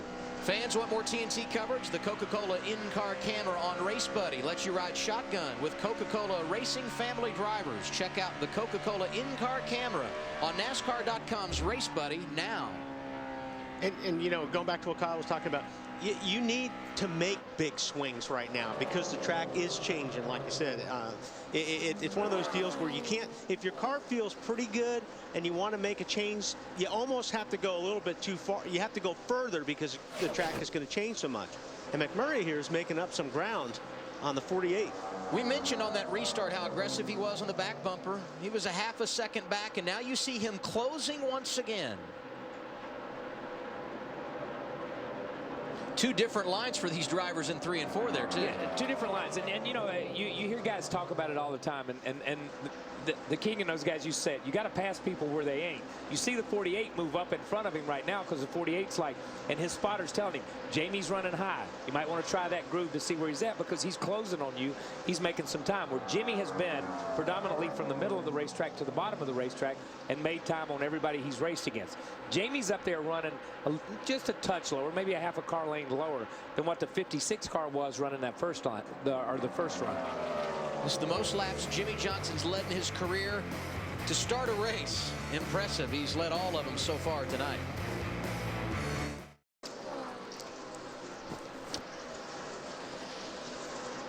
Back at Chicagoland Speedway, and you still have time to get your picks in for the $1 Million Fan Challenge. You can win up to $1 million, and I'm guessing Jimmy Johnson is going to be in everyone's top 10. He looks good in the early portion of this race. Let's go through the field. Leading us off, Matt Yoakum. Tons of motivation tonight for Jimmy Johnson and Chad Canals with the 48 team. 104 racetracks. They've never scored a cup victory here at Chicago. Yarding the competition now, he says the car much better rolling through the center and a lot better on exit. But it definitely was a handful early on racing the one of Jimmy McMurray, who now says his car has gone to the tight side. He's trying to change up his line to help the balance of his race car, but he has lost a little bit of distance to Johnson, Ralph. Well, Martin Truex is running in third right now in car 56. He was really good in that first run. Right now, he's struggling a little bit in turns 3 and 4. Problem is, he can't get the gas all the way down as he's working his way to turns 3 and 4, Phil. Ralph, remember we talked about the 0-0 David Rudin being a little bit too tight, even tighter than he was the first run. He has the 5th best average finish in the last 10 races to move up to 17th in points. Now, as we go back to the next guy, the 16 of Greg Biffle, he's reporting that he's pushing the right front tire off the car. You see him move up to the top of the racetrack, comes in here at 10th in points. Extremely optimistic about his chances, Marty, for a great run tonight. Well, Phil, Jeff Gordon driving a brand new race car this weekend. The way they want to head to build race cars for the chase. He loves the way the front end turns, and he just radioed to Steve Letarte. You're never going to hear me say this again. We have way too much front downforce on this car. I can't run the bottom. Car's way too loose on exit, Nat. Jason Hedleski, Carl Edwards spotter, has been telling him the different lines that Jimmy Johnson and Jimmy McMurray have been running. Right now, he's soldiering on back in 7th. His car better on this run than the first. The track bar adjustment has helped, but it's still a tick tight on entry. Meanwhile, Tony Stewart making his way back up to the lead area of of the race, currently in 8th. What they're going to do on their next stop so they don't have an issue again on pit road, they're going to change the tape on pit road, Ralph, and have Stewart pit closer to the wall on their next stop. Well, Matt, you always got to find a way to keep the guys behind you, and that's what Juan Pablo Montoya is trying to do right now. His car is a little too tight, so the crew is working with him on the air, not the air pressure in the tires, but the air around him, teaching him how to use the air to keep the air off of the guy behind him to make it tougher for the car behind him to get around him. The car behind him right now, closing in, is Clint Boyer in the number 33. He just moved himself inside the top 10. Early on, Marty, that car was loose on throttle. Now it's gotten tight. Well, for Jeff Burton, they've kind of gone backwards with his 31 car. He did take off pretty quick on the initial run, loose the last run. What they did is he took out a quarter pound of air pressure from all the tires, trying to give him more overall grip. It didn't work. Burton said the car much worse. In fact, it made it looser. Larry? Yeah, quite a bit of parity with Richard Petty Motorsports right now here earlier in the race. Casey Kane in the 9 is in 11th. Paul Menard in the 98 is 13th. A.J. Allmendinger in the 43 is 14th. And Elliott Sadler, who led some laps at Daytona in that 19 car, is 16th. A lot happening in the 19 count this week. A little bit of a crew chief change. Wally Rogers out. Todd Parrott moved over from Roush Fenway to look after this car. Todd and Elliott Sadler won races together at Robert Yates Racing, but the biggest thing, it was reported this week, Elliott Sadler will not be returning to Richard Petty Motorsports in 2011, Adam. And Larry, plenty of motivation for them tonight. The Children's Miracle Network on his car. If Elliott wins, he gets $1 million for the Children's Miracle Network. Now, here's an interesting group of cars. Dale Earnhardt Jr. running in the 22nd position. Sam Hornish Jr., Kyle Busch, Kevin Harvick. We talked about drivers starting deep in the field, and Kyle, these guys still have some work to do. Yeah, and this is really a little bit surprising because these guys started deep in the field. They caught a caution. They were able to go in and make an adjustment, and guess what? They're still deep in the field. They're not making the progress. We saw Tony Stewart. These guys are 22nd, 23rd, right along through there. We saw Tony Stewart start 17th, and he's worked his way back up to 8th right now. These guys can't move. Whatever adjustment they made was not a big enough swing at it, was not the right thing. Yeah. So and the 2 car there, too, he's been stuck back there the whole race. He hasn't made any ground up. And this is incredibly surprising for the 2 because these guys have been hot over the last month and a half. Ever since we ran the All-Star race, these guys have been on a streak. Everywhere they go, they're a leader. They're a top 5 car. So these guys made adjustments and they've worked on it, but they've not made any progress. But if this track does cool down, things can still come these guys' way if it cools down. The racetrack comes to them instead of them having to go to the racetrack. And we saw that happen with Harvick over at Charlotte. Wasn't even in a race the first part of the race when the sun was out. As soon as it got cloudy or as soon as the sun went down, he goes to the front and has another great top 5 run. It has been his motto all season long, talking about Harvick being able to drive through the field. If they get to the front, they're likely going to be racing with Jimmy Johnson. He's had no issues tonight, and he continues to lead.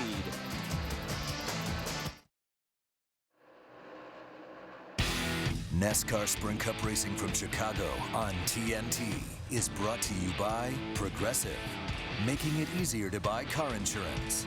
By Coca-Cola, open a Coke and enjoy the race. By Sprint, proud sponsor of the NASCAR Sprint Cup Series. By Burger King, who reminds you to have it your way. And by Toyota. 50 miles south of downtown Chicago, the NASCAR Sprint Cup Series racing for the 19th time in 2010. Jimmy Johnson, the race leader, and the man moving behind him, Juan Pablo Montoya. While we were at break, he was able to drive around Tony Stewart and go to the 8th position, and now he's up to 7th as he squeezes around Greg Biffle. Yeah, I mean, and he went by the 14 car just a lap ago and left them. So he's found something on the racetrack that is working for him. 82 of 267 laps complete, and Larry, I'm sure these crew chiefs starting to think about strategy. What are you looking at? Well, I think they're mainly starting to think about changes. Now, I looked at the weather today, and it's supposed to cool down about 15 degrees from the start of this 400-mile race to the end.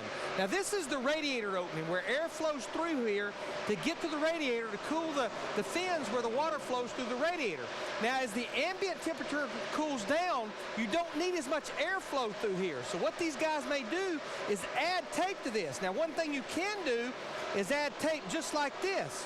What that will do, that helps the straightaway speed. It puts less airflow through this area, but the biggest thing it'll help it do, it helps the front downforce, the pressure on the nose of the car. Now, the reason I did it here on the left side and left side only, this is the corner you want to plant. If you get this corner here nailed down, it really helps that car to turn through these 18 degrees of banking. Thank you, Larry. And that splitter, a big subject of conversation here during the practice sessions yesterday as teams tried to get their cars dialed in. And as rough as this racetrack has gotten, it's pretty easy to get that splitter roughed up because you do bounce around quite a bit here. And they've got them right down on the racetrack. You can especially see it when they go through the corners. They're basically dragging through the corners.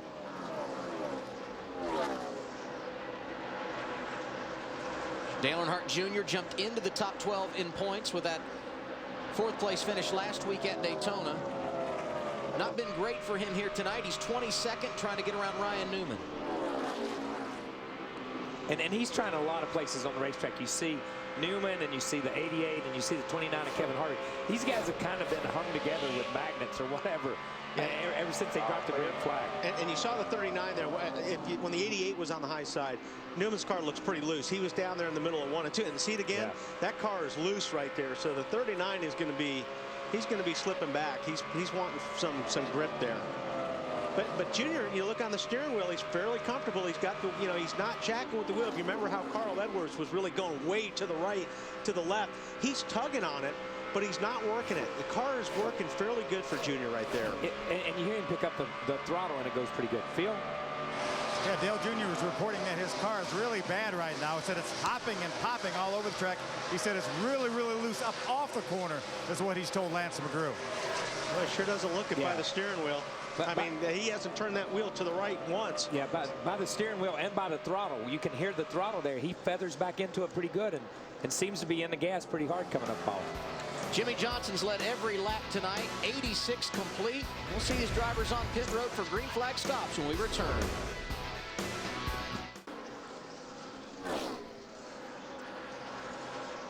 Green flag pit stops underway at Chicago. Kevin Harvick, Kurt Busch, Kyle Busch have all been on the pit lane. Ryan Newman making his stop now. You see Casey Kane has been in, and David Rudiman in as well, Phil. David Rudiman comes in from the 4th position. He said the car is better now, the balance is better. Just want to take a little bit of air out of both front tires for the 00, Matt. And the 14 of Tony Stewart pulls into his box. Watch, he'll pull a little closer to the wall to help the Jackman out on this stop. Chassis adjustment for Stewart. The car was just getting tighter and tighter as the run wore on. They're waiting for about another 40 minutes. When that sun goes down, Ralph, the track will change. It's going to be just a small air pressure adjustment for the 56 of Martin Truex, a half pound out of the left rear. He was having trouble getting the gas to the ground, and so he's coming out of 3 and 4. He talked about it with his crew chief, Pat Tryson. They finally made a decision. After they decided to do that, 4 tires and fuel, he's away.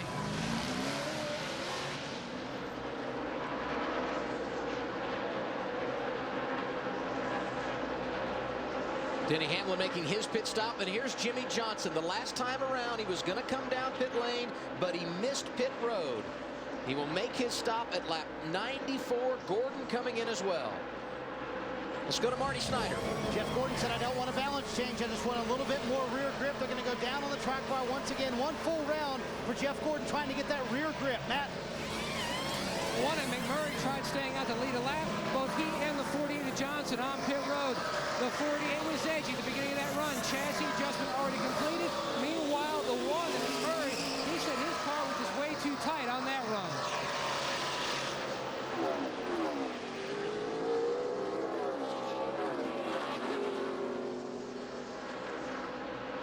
Right around lap 90 when this cycle of stops began. And the one's your leader, because the 48 missed pit road. Let's see if we can see the 48 when he comes down. He misses it fairly dramatic. He is all but sideways here. Here he is trying to get down pit road on his first attempt. As he comes around, look at this thing. Rear brake, way too much rear brake. So much rear brake. When he jumped on that thing, he was sideways. He has to go again. So everything that he had over the 1 car, he lost right there. And when they come down pit road, Now as it cycles through, the one car becomes your leader. And see, and when you're turning like that, you've got too much rear brake. It's exactly what happens. The car just jumps sideways. And we saw it last week at Daytona. Those guys run their brakes, and when they started down pit road, they would almost adjust their brakes so they could get on pit road and then readjust their brakes while on the racetrack. As he started down, it's hard to explain to somebody with a road car how drastic this is and how much you can adjust the way a car drives just by turning that knob and setting the front end and setting the weight of the car on the front tires, or having those rears lock up, just like on a bicycle. When you slam on the brakes on a bicycle when you were a kid and the rear would slide out from under you. That's what that feels like. And that cost Jimmy, that right there cost him about 6 or 7 seconds on the racetrack. That one little miscue. The lead for Jimmy Johnson was 2.2 seconds prior to him missing pit road. He rides third right now. Jamie McMurray is the race leader. You're watching NASCAR on TNT. Jamie McMurray continues to lead the LifeLock.com 400 at Chicago, and while we were away, he put Kevin Harvick and Kurt Busch 1 lap down. Yeah, I'll tell you what, Harvick's car is wicked loose right now. That thing is all over the racetrack. Back in the 6th position, Carl Edwards. He has looked good here this evening, and with that, we bring you tonight's Aflac Trivia question. Aflac Insurance can help cover out-of-pocket expenses that major medical insurance does not. Now the question, the winning driver of each Sprint Cup Series race receives 185 points. In what other ways can a driver receive points? You want the answer now? No, we don't want the answer now. Where's that tape Larry was working with down there at the torque car earlier? I thought this was a true and false question. Well, we know multiple choice is the only thing that works for Kyle. Yes.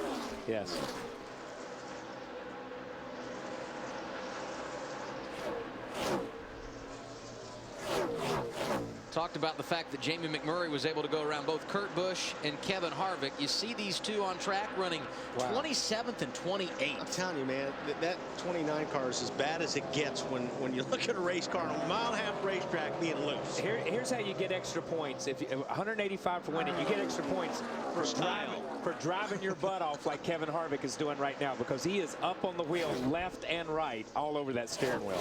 What's he saying about it, Phil? Adam, he's saying 3 words: sideways, sideways, sideways. That's all Kevin Harvick has said, Ralph. Well, Kurt Busch said, I want a major change. This thing is really loose. So they did wedge, track bar, air pressure adjustment, 4 tires and fuel. And now, guys, he says it's even more loose. Martin Truex Jr. running good tonight in 2nd. You see him in and around those 2 cars we just talked about. And right behind Truex, Jimmy Johnson. That would be the battle for 3rd. Yeah, I mean, Jimmy Johnson right now is the fastest car on the track. And so they're making the adjustments the right way.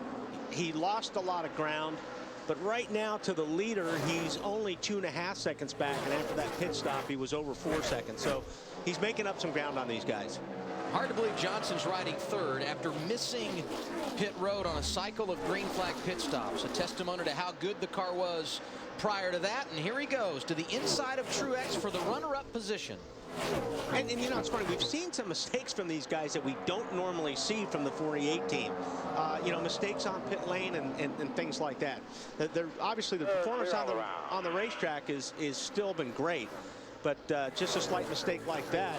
Fortunately, it happened early in the race, you know, and not late in the race.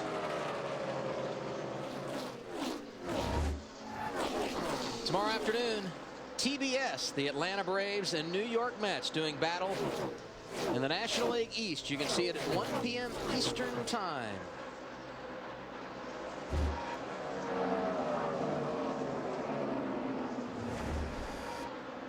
Watch the 43 car here. It gets a little bit up, a little bit, boom, just a little in the wall. And you know what? Actually, there's been a lot of cars like that. I saw a little chink in the armor in the 16 car. And a couple other cars I've seen just some scrapes on the right rear. Allmendinger looked good early tonight, was running inside the top 10. He's right now in the 16th position. And the Fords, who at one time had 4 cars inside the top 10, now have 2. Carl Edwards leading that brigade. Yeah, Biffle's kind of slipped back a little bit. He's sitting back in the 10th spot right now. Showed you Martin Truex Jr. racing a moment ago with Jimmy Johnson for second. Just behind those guys, the battle for fourth. You see in the high lane there, David Rudiman, and right behind him, Jeff Gordon. The back portion of the top 5.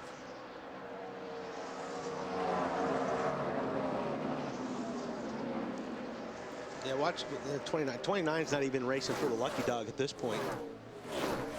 Those leaders are just knocking, and they're so hooked up right now, and they're putting cars a lap down.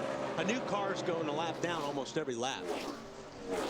24 cars on the lead lap right now. And this is, you talk about how competitive Sprint Cup racing is.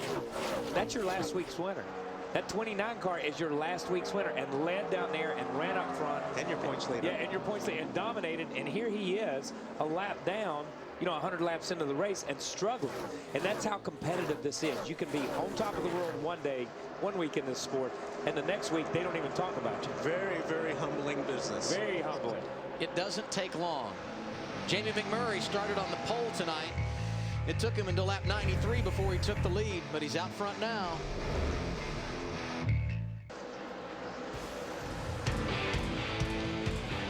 The sun is setting in Joliet, Illinois. 117 laps complete, and now we answer our Aflac trivia question. The winning driver of each Sprint Cup race receives 185 points. In what other ways can a driver earn points? Delivering brownies to the booth. Yes. Yeah. Those are brownie points. Yeah. That would be brownie points. That's a good point. And the answer tonight, a driver earns 5 points for leading a lap and 5 more points for leading the most laps. A total of 195 points for the winner at the end of the night if they can lead the most laps. For the winner. For the winner, because they would have obviously led a lap. I'm not saying anything. That's good. They're battling for fourth on track. What about Truex, Ralph? Well, he was struggling to get the car to work in turns 3 and 4. And he said, if I could get through 3 and 4, I'd be as good as anybody. Well, shortly after that, Jimmy Johnson passed him. And Wally, Kyle, as you know, sometimes it's good to run behind a guy, because as soon as he got behind him, he started running Jimmy's line. He started running a lot better. He's right behind the 24 car.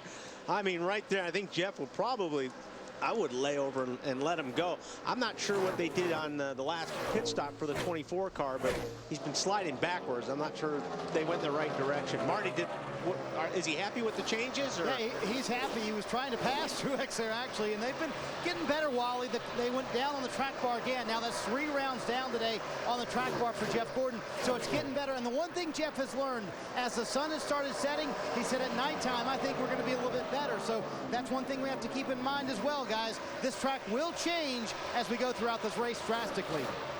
Another group hoping that their fate will change once the sun goes down. Those drivers in the Joe Gibbs Racing Camp. Denny Hamlin carrying the flag right now. The man who won twice in early June, 13th. You see Logano in the 20th position. And Kyle Busch not too far from going a lap down in 22nd. It has not been their night. But this year has been a year of streaks. Almost, we started out and it was the 24 and the 48 dominated the first 7 or 8 races. When you look at how they ran on the racetrack, and then all of a sudden we go from the wing to the spoiler, and it's the Gibbs cars. But little by little they disappear. And when I say disappear, they don't disappear. They lose that edge that they have for whatever reason. With the nose, use your momentum. But like you said, one race makes a difference. I mean, you think you've got the stuff figured out, and then you show up like Harvick does this weekend. And I know restrictor plate's a different deal, but still, those guys have been running good all year, and all of a sudden they're out to lunch tonight. Yeah, and you see the 48 and the 48 never went anywhere, even though, like I said, reports of his demise were greatly exaggerated because he fell all the way back to 7th in points. But the thing is, he lost so much ground when he missed pit road. He was back in 3rd or 4th position. He has run down the leader. Not that the leaders come back to him. If you watch the times, he has run the leader down. Matt? KP, it's been a tale of 2 different lines for Jimmy Johnson and the 1 car, Jimmy McMurray. You can see down in 3 and 4, it's shaded. McMurray's running up top. The car is just too tight to run the bottom, but it is starting to free up. Meanwhile, Johnson says when he tries to hustle his car, it starts to snap loose. What they're waiting for about another 10 minutes. Kevin Bonamania reminded Jamie last night in the Nationwide race, when the sun went down, the track started to go more and more on the free side, and that's what he's starting to see characteristic-wise on that one car. Yeah, and just as you were mentioning that, Matt, the 48, you can see the 48's trying everything he can, and he is getting a little bit loose. The harder he drives it down through the corner, the car's just a little bit sideways. And it, you know, it's hard to explain. Sometimes it's so much easier to run a car down, but it's so tough to get around them. You know, especially if they're working the same line. But as you can see, Jimmy, you know, he made all this ground up, and now he's just kind of stuck there. And we saw that, you know, we saw that almost in that first run, where right after the first pit stop with the 48 and the 1. The 1 stayed right behind him. He never really gained. He never really lost. Everybody else, but Jimmy has run the 1 car down. You know, it's not that the 1 car on this run after this last round of green flag stops, the 1 car has maintained the same speed. They started on the front row. McMurray and Johnson are the only 2 drivers to have led here tonight at Chicago. Under caution for the second time tonight at Chicago. Debris in turn 2. You see it just below the white line there. Bad news for Jamie McMurray and Jimmy Johnson, who were pulling away. Good news for Ryan Newman. The first car 1 lap down in 24th will receive the free pass. Last time these drivers pitted, lap 94. We're at 130 now, or we've completed 130. So they will no doubt be coming to pit road. Phil Parsons going to lead us off on this cycle of stops. Third place car of David Ruderman comes down pit road. They're going to take a little bit of air out of both front tires. Still needs it a little bit freer through the center of the corner. Marty. Jeff Gordon running 4th on that run. Said the car is extremely hard to describe and even harder to drive. Slides to the very end of his pit stall. He's on the bottom of your screen. Loose on exit. Big air pressure adjustment and a track bar adjustment this time, Matt. And Jimmy Johnson, significant chassis adjustment. His car was snug in the center. You can see he was trying to hustle and the car got loose. Also up top, the 1 car, Jimmy McMurray. He said the track was progressively getting more free as the sun went down. Kevin Mannion made an air pressure change in the right rear to try to tighten the car up. How many times do you see it? That #1 pit stall paying big dividends. McMurray won the pole here yesterday. Jimmy Johnson holding serve as well. He went in 2nd. He makes his way off 2nd. Gordon.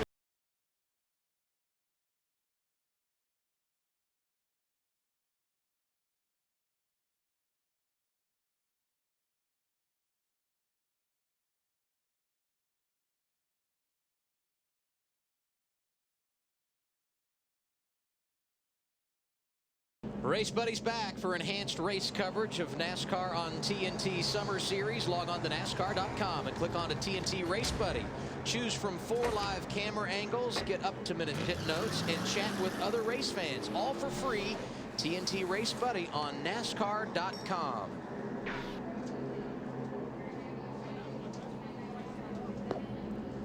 Kurt Busch has struggled here this evening. Wow, look at that. He's got a shock in his hand, in the left hand. They're making a major adjustment on that car. We talk about pit stops, and NASCAR fans, your vote helped determine last week's rank from Daytona. Jeff Gordon is currently in the lead with Dale Jr. and Jimmy Johnson right behind him. Be sure to cast your vote for the AT&T fastest pit crew. You can do so from your AT&T phone. Text the car number to 2258 for the crew you think is the fastest and most valuable. TNT will reveal the standings each week, so make sure to vote. The AT&T Fastest Pit Crew of the Year Award, brought to you by AT&T, the nation's fastest 3G network. It'd be interesting to see if Jamie takes, if I was Jamie, I'd take the inside, knowing how good that 48 is down on the bottom. Be interesting to see which lane he chooses. Casey Kane will restart 14th, and now we check out the Built Ford Tough driving force. Talked about Ford and how impressive they have been here tonight. Kane has been good in recent weeks. 3 top 5s in the last 4 races.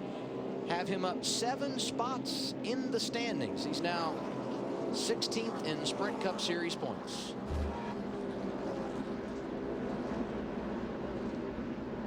TNT tomorrow. It's a new season and a new reason to get more leverage. Don't miss an all-new Leverage tomorrow, 9/8 Central. It's only on TNT. Quick update on the changes for Kurt Busch to Ralph.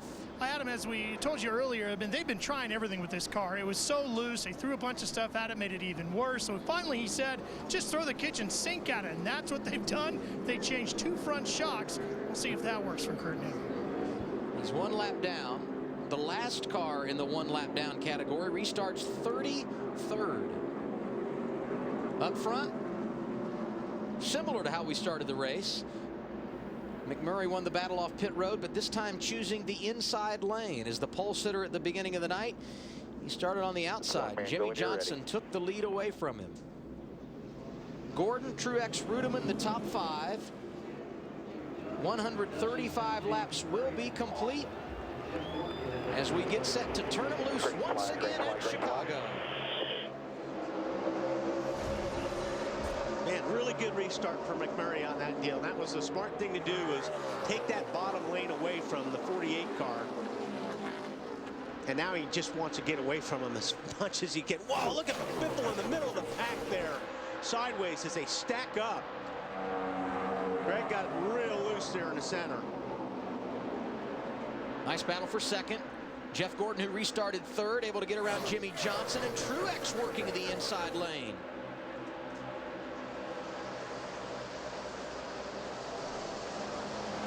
In our countdown to green coverage earlier tonight, we were talking about that group of drivers from 8th back to 15th. Oh, hang on, he's going. Contact from Truex. Wow. He dodged the bullet there. Stay down there. Keep going. No cars. Caution's out. Caution's out. Not sure there was any contact there. I don't see any marks on that car. It could have been just. It could have been an arrow loose deal. Yeah. Tires are up. You know, he got really lucky. Look at his splitter. His splitter is clean. He really didn't do any damage to that car other than flat spotting the tires. This angle will show if there was any contact or not. You see him get out under him. That's tough right there. It's all.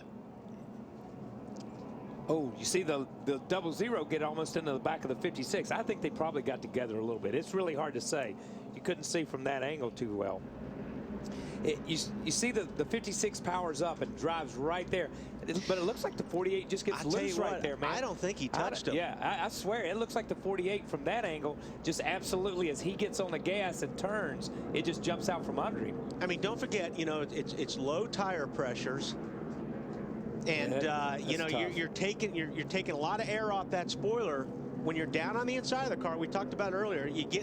You don't have, when you're on the bottom, you don't have any air on your car when you've got a car right up next to you. Ralph? Well, I can tell you what Martin said over the radio. He said he didn't feel like he touched him. He felt like he gave him plenty of room, and that maybe in his mind, Jimmy was holding him down. That's what he felt. Matt? They pulled a lot of grass out from that grill area. That's really the only issue that Jimmy Johnson had. Chad Knaus asked him, was the car loose? And Jimmy said, yes, it was. Jimmy Johnson goes from running inside the top 5 to 24th in the running order. McMurray continues to lead.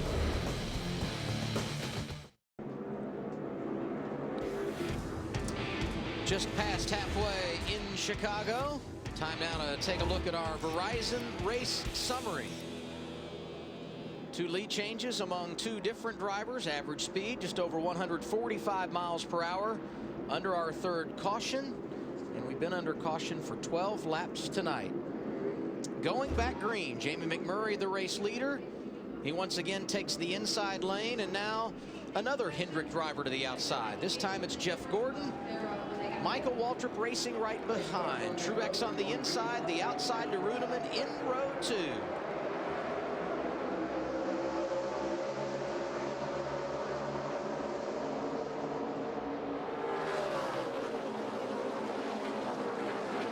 He's got the restarts figured out. Yeah, the inside lane's been good to him.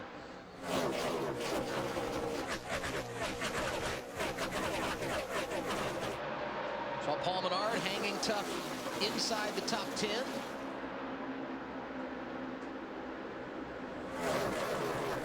Boyer and Burton now up there out of the RCR camp. They've looked good. Here's the battle for 6th. Those two cars nose to tail inside of Carl Edwards.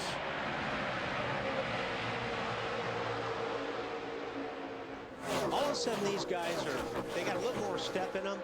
I mean, with the 48 out of the picture, all these guys think they've got a chance now. You know what I mean? I mean, you know, the Johnson's back in 24.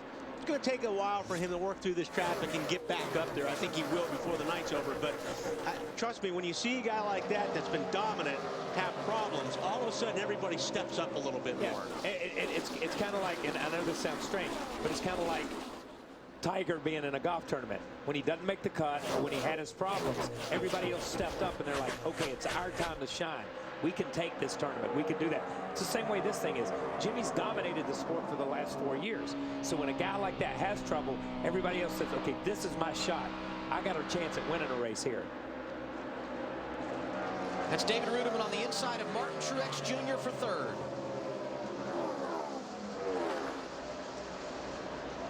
Mark Martin won this race a year ago,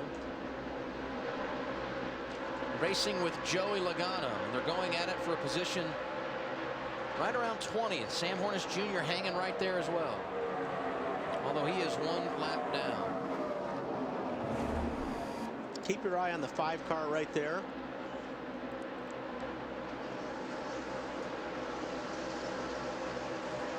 They get real loose, and Matt did a nice job seeing it coming and go down to the apron.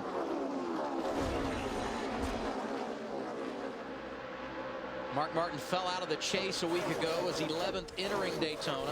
I'm surprised how many loose cars we have right now. Even though, you know, the temperature has dropped, the track's gotten cooler. But I'll tell you what, you know, I would have expected more cars to be tighter than loose. Marty? Exactly right, Wally. Normally, when we see this happen, a track gets tighter, right? Well, for some reason, this track, as Matt was mentioning earlier, last night got looser, and all the drivers are saying it's getting looser the longer they run. Mark Martin, that's been the case. He's had a loose race car the entire night, but that last run, Mark told the guys, that's the best we've been. I think as this track cools down, we'll get even a little bit better, guys. And that's really your hope. Normally how it goes when you're at this time in a night race and you know it's going to get darker, you know it's going to get cooler, you hope the track tightens up. So if you're a little bit loose, the track actually will come to you. That's your hopes anyway. And some drivers who are starting to get closer and closer to the front as that happens. We saw Clint Boyer go around David Rudiman for 4th, and right behind him his teammate.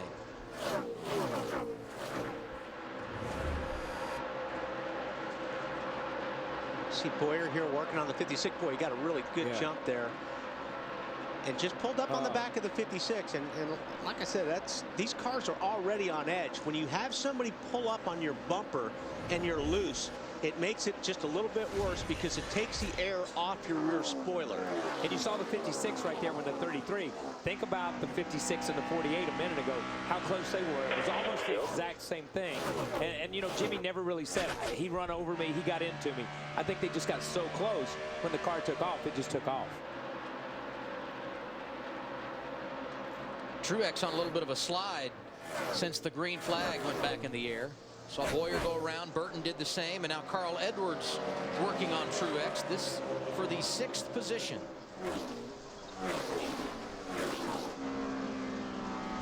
More on Truex with Ralph. Well, they've been working on the air pressures on that 56. So right now, the technical term is squishy. That's what the tires are in the center of the corner. So he says he can't get the car to turn in the middle of the corner. Aerodynamics always key, as you guys just pointed out. When you come to one of these mile-and-a-half racetracks, it can be very difficult for the teams, Larry. Well, I think one thing that's caught all these teams off guard is these cars are loose tonight. Everyone anticipated that into the night these cars were going to get tighter. Now, we talked in the countdown to the green. One difference we've got here from a year ago is the rear spoiler. We don't have that wing. Even though this was a change at the back of the car, it actually put more front downforce on the front of the car that makes the car looser. What I've noticed here several times, we saw it with the 48 car, we saw it with the 5 car, is when a car gets right here on that left rear, it kind of pushes the air against here and makes it looser. I think one thing that could be causing that is this shark fin, because that's the difference on these cars this year in 2010 once we added the rear spoiler. That's a good point. With the spoiler, or with the wing, you had end caps, and they were a little square piece, probably 8 or 10 inches long, square, you know, from perfectly square almost when you really look at it. And they were different shapes and different sizes, so you could really create downforce or give up some drag with just the end caps, not only the wing, just the end caps. What they tried to do with these cars was to keep that same side force, but that piece is farther inboard than what the end caps were. And it could be that it's just packing up in that space there, and as the air packs up in that space, it takes these things around. Remember, these guys talked about it earlier in the pre-race, where this is just a round racetrack, so you're constantly turning. So if your car's loose, it's loose a long time. Wally, you've talked several times tonight about how good Greg Biffle felt about his car, and he's really proved it inside the top 10, and he just got around Truex. He's now up to the 7th position. Yeah, the car looks really, really good, you know, after they make a pit stop and up to about halfway through the run. The last couple of times they look like they've lost some ground towards the end of the run. If they can make the car better, especially towards the end of the run, I really think that Biffle's got, you know, he's got something to have a really great finish tonight. Biffle, a driver that needs to have a good run. He's still flirting with that chase break point. He entered this evening's race 10th in the standings. Jamie McMurray started on the pole. He's been impressive all night long. He leads at Chicago.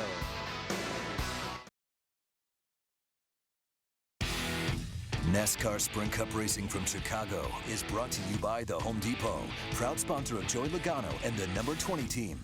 Race fans, visit homedepot.com for all your home improvement needs. More saving, more doing. That's the power of the Home Depot. Jamie McMurray continues to lead as the sun goes down in Chicago. No big changes inside the top 10. And right outside the top 10, Juan Pablo Montoya, a driver who has dealt with his fair share of issues this evening.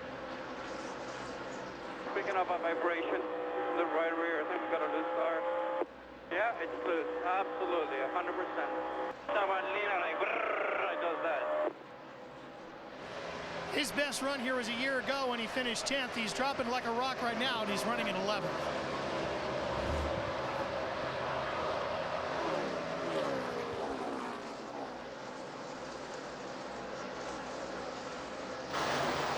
There we go. When you look at Denny Hamlin back there in the 11 car, they have made change after change after change tonight. He started 17.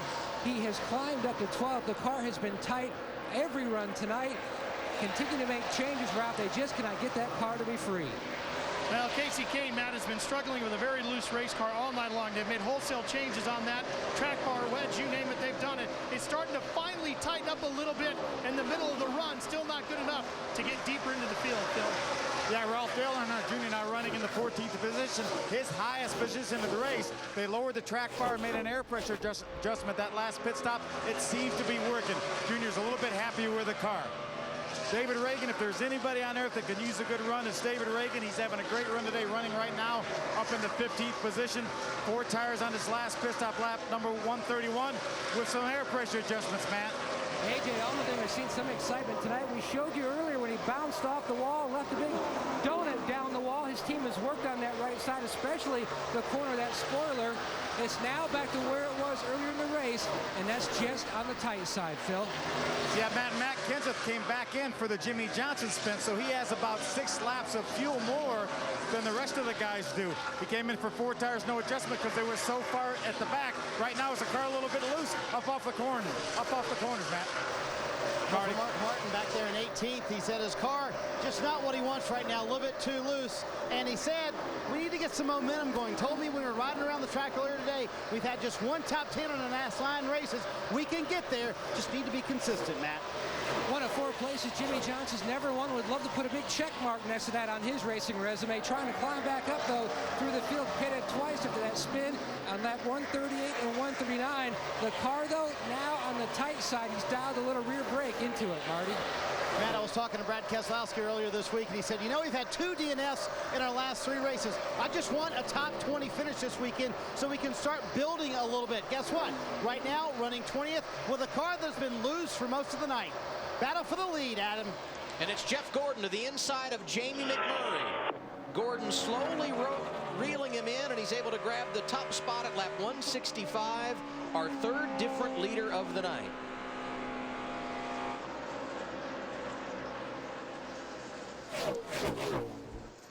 More on McMurray, now running 2nd with Matt Yocum. And he told Kevin Bono-Mannion that when the 24 of Gordon got to him and would start to get around him, he was going to move back up to the high side. The car just way too free. He said, we really need to make a bigger change on tightening up this one car on our next stop. Matty's under attack again. Here comes Rudeman in the 3rd position. And this is the time where the track changes drastically. You know, this is where the temperature really changes on these cars. So if you've got a decent setup right now, you know, you start making adjustments, but you don't have to go too far. Some of these guys, though, are going to have to make some pretty big adjustments. Like Larry was talking in the keys of the race, that everybody's trying to look for that balance right now, and you either go big adjustments or you just try to, you know, keep up with what you have. Yeah, but you know, the guys that needed to make adjustments, they should have made them the first 2 stops. Yes. You know what I mean? Yeah. When you're 100 laps to go in the race, and basically that's where we are. We've run 160 laps. It's tough to make a big adjustment and come from 18 to win this race, unless you're Jimmy Johnson, who has already been to the front. He's just got to work his way back. And guys, the way this race is going right now, you may only get about 2 more opportunities to make adjustments. I'm going to see possibly green flag stops in about 20 laps, and that will make it a 1-stop race. There goes Rudeman around McMurray. He is up to the runner-up position. The track, it is a-changin'. The lights are on at Chicagoland. The sun just about gone on the horizon.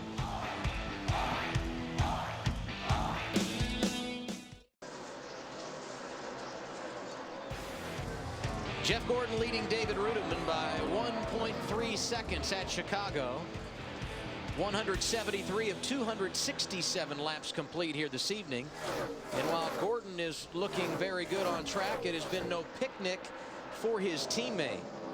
Jimmy Johnson had the spin through the grass, and he's been on pit road again after this.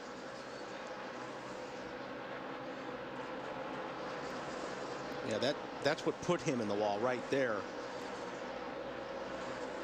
What are they saying about that, Matt? Well, a good example of the considerable wear on that right front.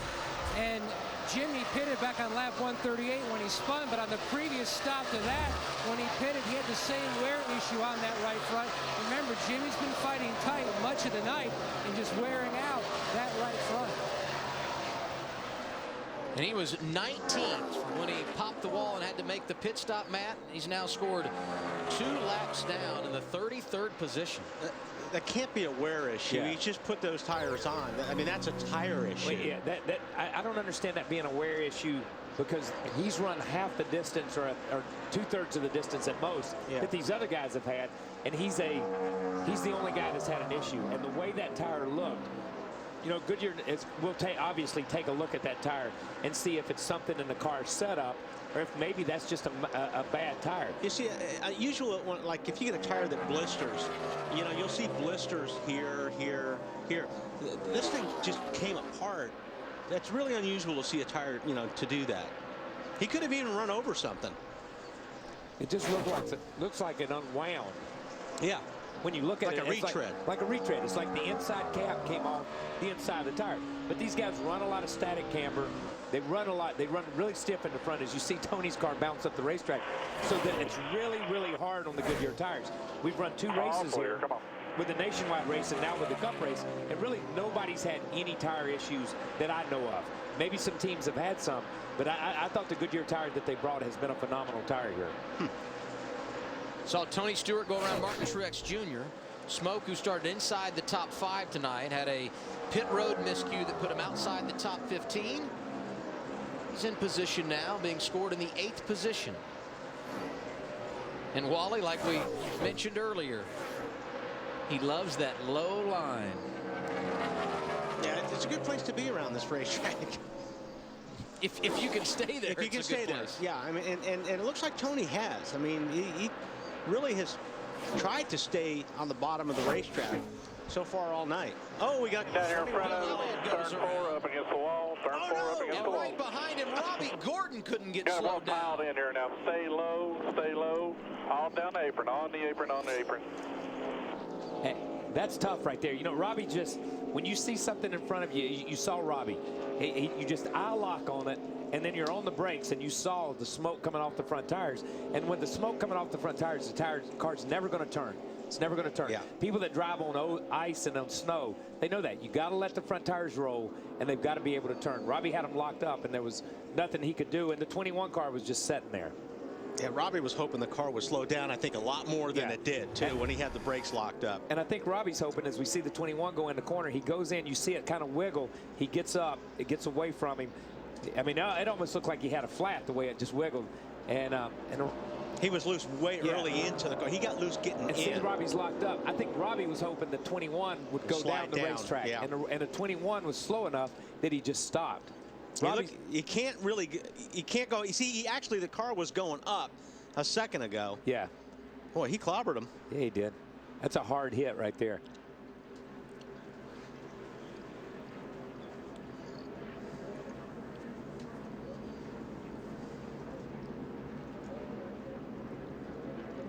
That's a hard hit. Man, lifted those real tires off the ground. And that tire's locked up, man. That's 4 tires locked up. Look at the parts and pieces on the racetrack, man. Just to give you an idea of the impact.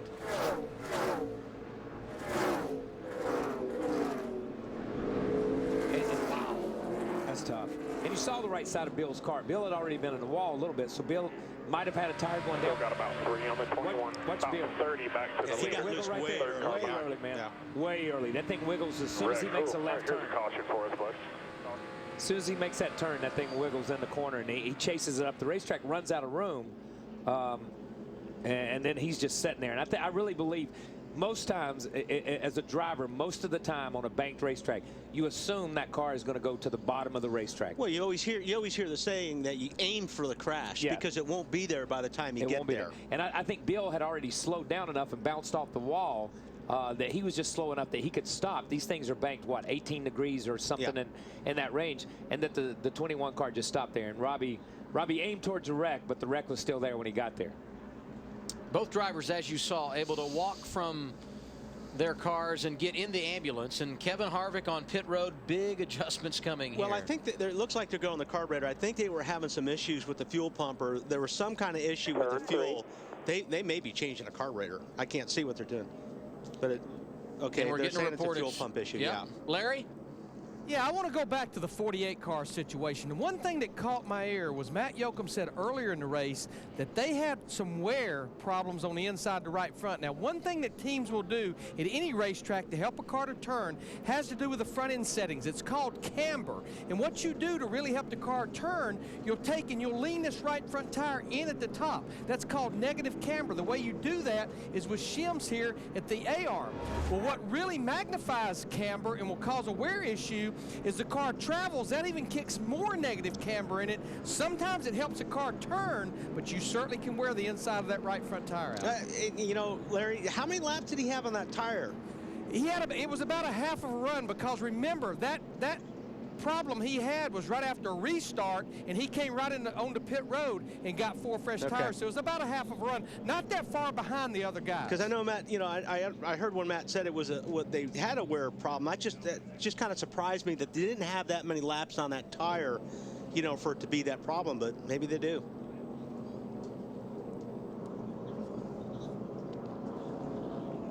Kevin Harvick sitting on pit road has now gone 2 laps down to the leaders.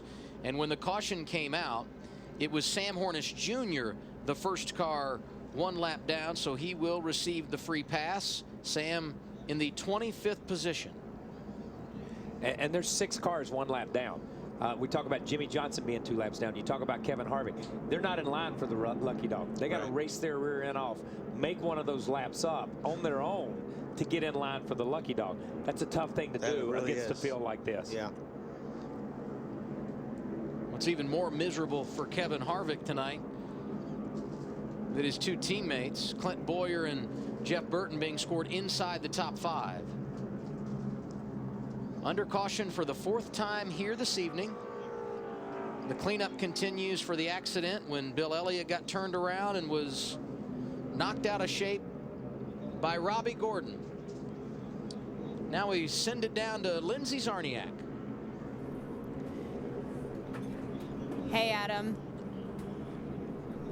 Race recap here for you. Started out not too eventful, but Jimmy Johnson takes the lead right away from Jamie McMurray. Jamie McMurray not even to lead a lap, the pole sitter. Jimmy's car had been dominant. Lap 93 misses coming down into the pit. Look at Jimmy.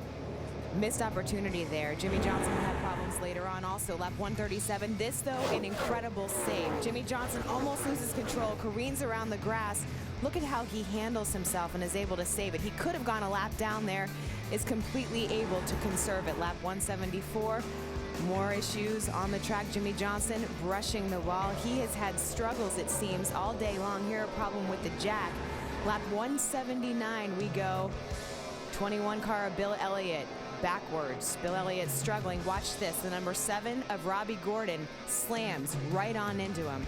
That is why we are under caution right now. Caution number 4, a hard hit brought out by Robbie Gordon, banging into the 21. Adam Alexander. Thank you, Lindsey. They're pulling Bill Elliott's car away. Nice job by the safety crews of cleaning up the incident over here in turn number 4. And now an opportunity for drivers to come down pit road and take one more step at getting it dialed in for the stretch run. And when they hit the pit lane, it will be Jeff Gordon that leads the way. David Rudiman, Clint Boyer, Jamie McMurray, and Jeff Burton, the top 5. Phil Parsons. Adam, David Rudiman will bring his Toyota down pit road from the 2nd position. He said, I'm a little free in. So Rodney said he's going to take about a half a pound of air out of the right rear tire, Ralph. Half a round out of the track bar for the 33 of Clint Boyer to help free him up. They're going to get all the gas in they can from Brian Smith. He was down to the final 3.5 gallons, Marty. Jeff Gordon, top of your screen, the leader. They took a big swing at it last time. They hit a home run. Gordon loved the changes. Doesn't want any changes here. A small piece of tape will go on the front end. That's it, Matt.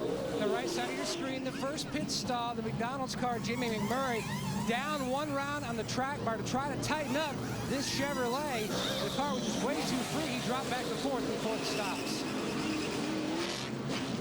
And Matt McMurray gets one of them back on pit road. He's up to 3rd. Boyer gained a position as well. That because David Rudiman dropped back to 4th. Biggest loser on that exchange, Jeff Burton. And as you can see, Jeff Gordon holds serve. He came in the race leader. He exits the same. 183 laps complete at Chicago. Under caution for the 4th time tonight. You're watching NASCAR on TNT.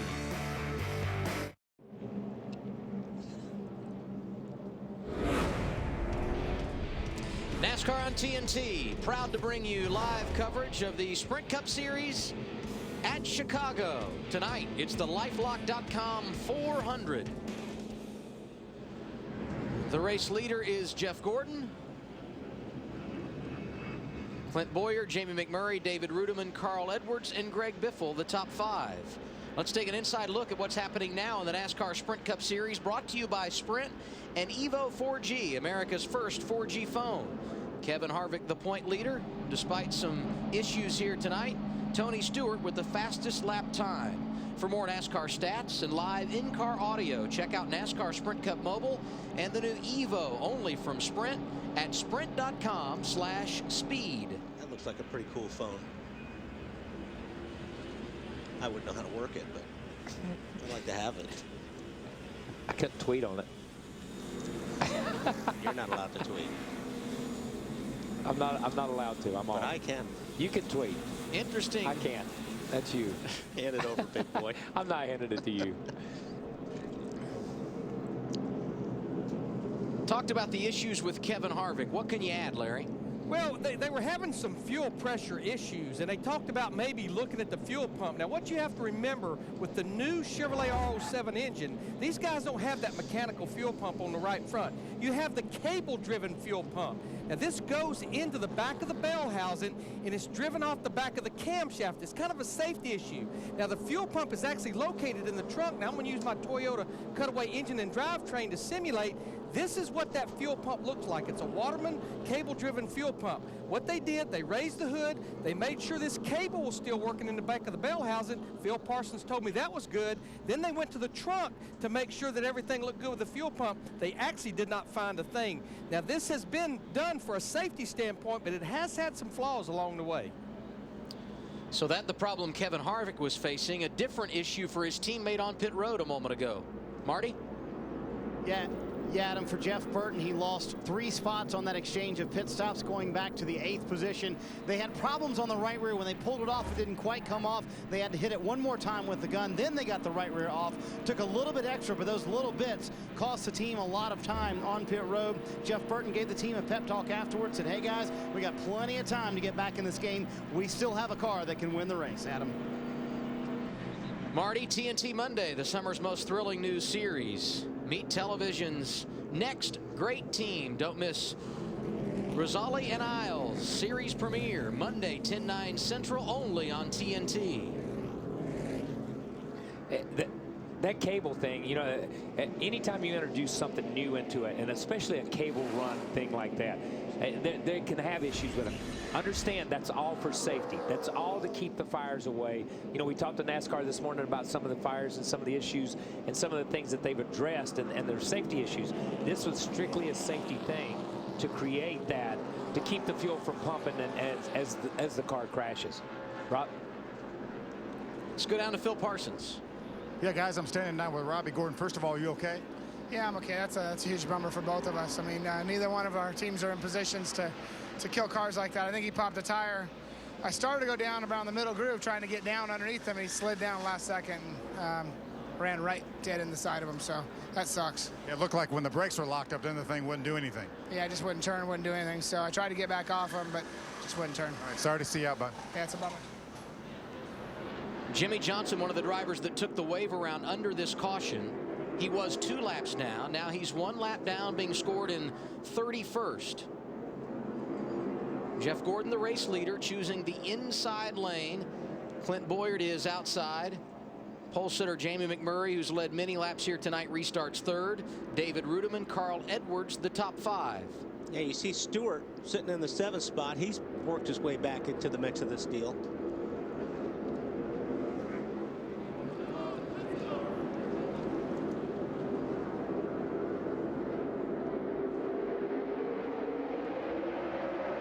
Green flag back in the air as we complete lap 188.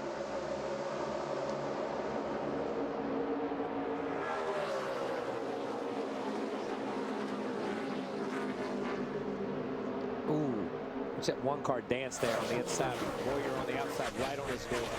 Carl Edwards sliding backwards at the restart.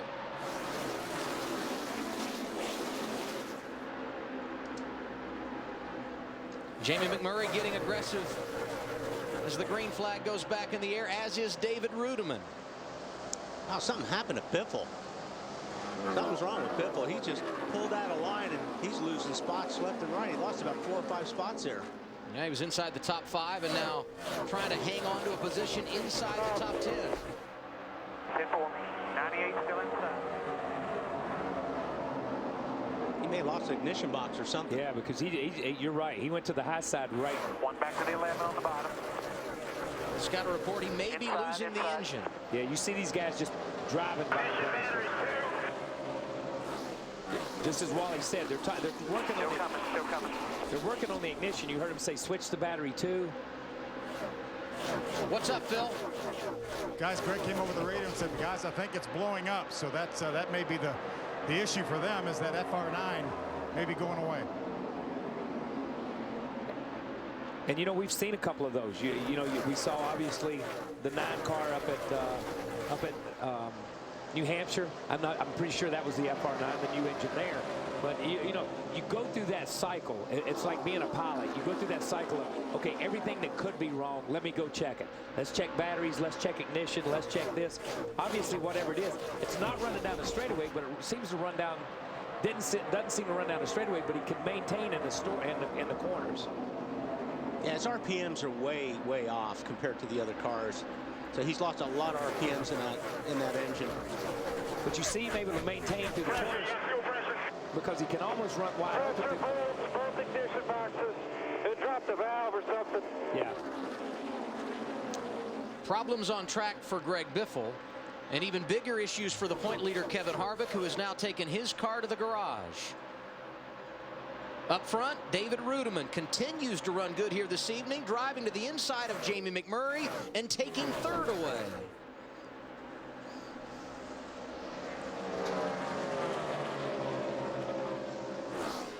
He's been solid all night.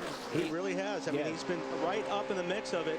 He doesn't have the speed, it seems like, to get up there and lead, but he's a solid top 5 car tonight. Yeah, he has just hovered there, 3rd and 4th all night long. No matter who led or who run 5th and 6th, he was 3rd or 4th right in there. And Truex, these two cars, Michael Waltrip Racing, these two cars out of that stable have been strong here. And Rudiman's been good in recent weeks. He's picked up 10 positions in the standings in the last 8 races and stands to gain some more here tonight. Yeah, and you saw him. He worked the one car.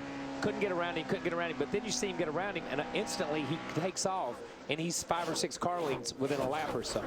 And I was anxious to see how he handled things as we made that transition from day to night, because so many times cars will be in the top 10, and then once you go through that transition on track, a number of guys will drift back. Not been the case for Rudiman. He's been good from the start. And there you see Harvick. Phil? Guys, I just talked to crew chief Gil Martin. He said they're going to change the fuel pump and the cable. He said we're not sure exactly which one it is. We're going to change both. He said then we'll know then. But unfortunately, it's going to be an extended stay behind pit wall in the garage area here. Like I said, very humbling. Come off a win one week, and you're sitting in the garage fixing it the next. Kevin Harvick, a driver that's made a living off of starting at the back and finishing at the front. Not going to happen for the point leader tonight. Jeff Gordon going for his first win of the year at Chicago.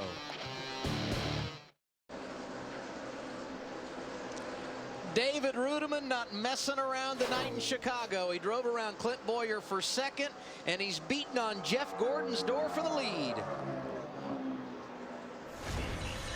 He makes some time right here getting into turn 3. He dives to the bottom, picks up the gas, and was really good there for a lap or so. But Jeff's got that high line working right now and just got the momentum. And you heard these guys talk about this being a momentum racetrack.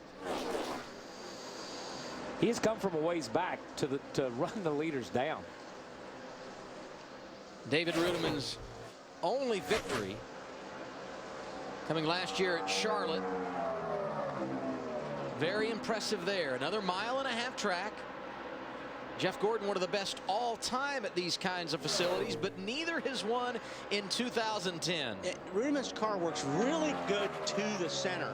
Yeah. When he's down there, you can see when he's down there on the bottom and he picks up the throttle, the car gets a little bit loose, and that's where he's losing that little bit of ground. Yeah. Getting off the corner because he's just getting a little bit loose there, Phil. Yeah, guys, David Rudiman came into this race 170 points out, and it's a tale of what a season it could have been. 3 times he was running up in the top 5. They had engine problems. TRD brought a brand new intake manifold for this engine combination here. The guys say it's performed admirably. A lot more power as we see David Rudiman side by side for the lead with Jeff Gordon. He's just been taking steps every lap. Just can't close the deal from the middle off. He may close it this time getting into this corner because he gets into turn 3 from that low side a lot better than Jeff does. It's just this is where Jeff starts rolling back around up on it. Right about here is where Jeff has some momentum. You know, I tell you what though, that double zero's been strong up off the corner because he maintains right there. He's able to lay on that door and just all but stop that 24 as he starts down the straightaway. Just over 60 laps to go, and things are starting to get good on the track. Kevin Harvick, who had gone to the garage, is back out and joined the fray. And the thing here is, and you know this, Wally, when you run down under somebody, you don't want to run lap after lap after lap because you use your stuff up. Right, yeah. Jeff's not using his stuff up. Jeff's just running his line. But you use your stuff up trying to get around him. You got to fall back in line, let your stuff cool off, and then come back and try him again.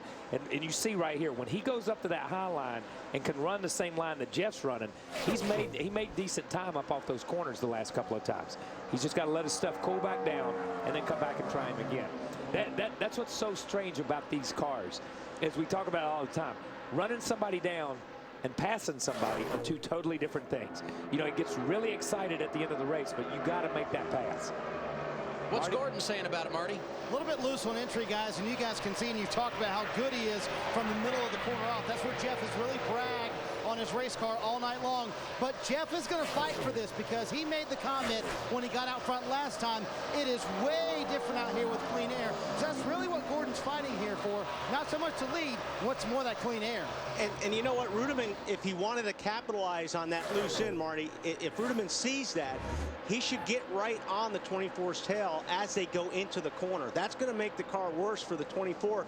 If you just slip him up a little bit, it may be able to dive underneath him. But as a driver, you're looking at that 24 going, okay, where is your weakness? Where's your weak spot? And then if you find that weak spot, just like a boxer, you go after it. You go after it, exactly. And right now, you know, he's sizing him up a little bit. You know what I mean? I think we saw that with Jimmy earlier. Jimmy just decided he was going to ride behind that one car for a while. Then obviously Jimmy's had trouble. But you see the 00 can close or has closed on him a couple of times whenever he really feels like it. This is a memorable night for Jeff Gordon. This marks his 600th career start in the Sprint Cup Series. Entering tonight, the only driver in the top 6 in the standings in 2010 that had not won a race. And should have. I mean, he should have multiple victories this year, the 24. They were good enough to win. They got beat on green-white checkers a couple of times. So, I mean, these guys, they should have some wins in the win column. There's no question about it. I'd say second 8 times in 2010. That'll break your heart. Guys, you know, as I watch these guys go side by side, battle lap after lap, I can't help but think here, probably in about 20 to 25 laps, should we stay green, this race could be determined on what happens on pit road. Good pit stops, and oh, by the way, no mistakes. The drivers look good on track, but as Larry pointed out, those guys on pit road could be the difference makers here tonight.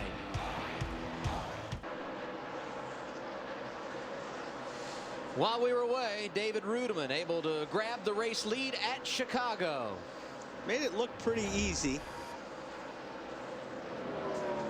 And I think, I mean, Jeff just could not do anything with him here. And boy, I tell you what, when Ruderman got by him, he left him.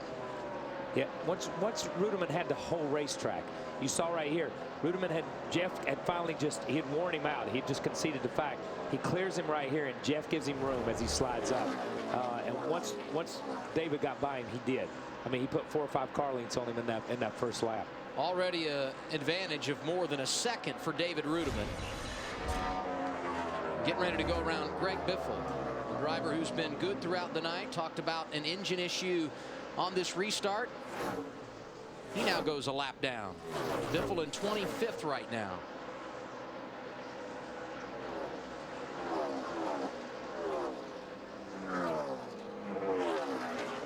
When you get to this stage of the season, you can't help but talk about the points and not really what's happening at the front as much as you discuss that 8 to 15 area and those drivers that are trying to make their way into the chase.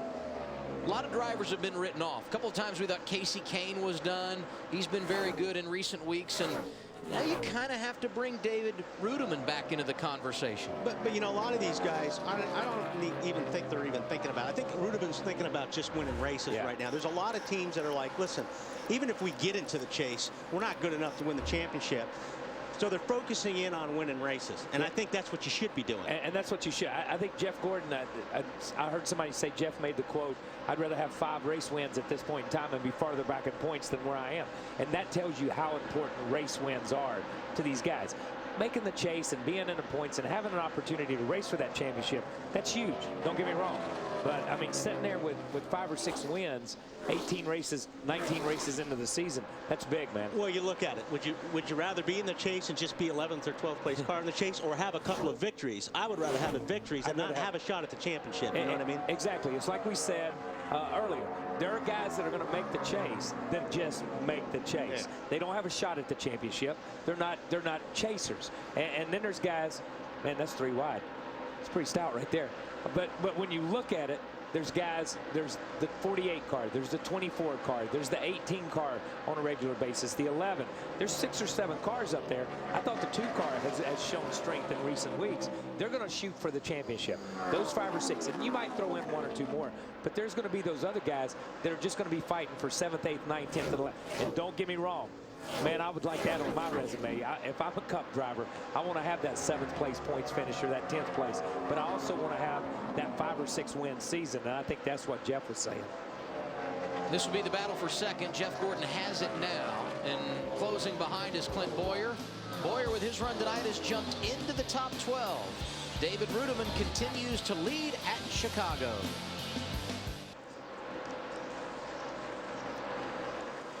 The engine has finally give way for Greg Biffle. He has been able to keep the race car on the apron, trying to avoid littering any oil around the racetrack.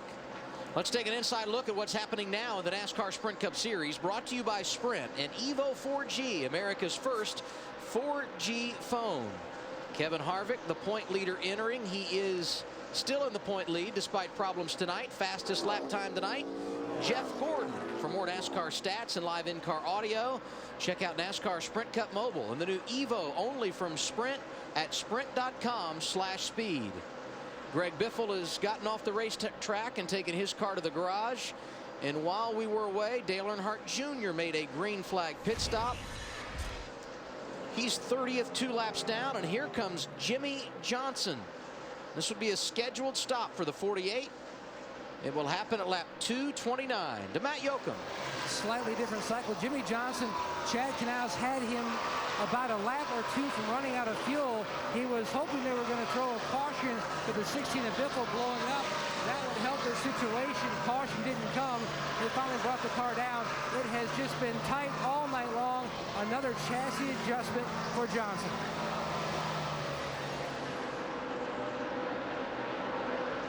Jimmy Johnson led the first 92 laps of this race after starting on the front row.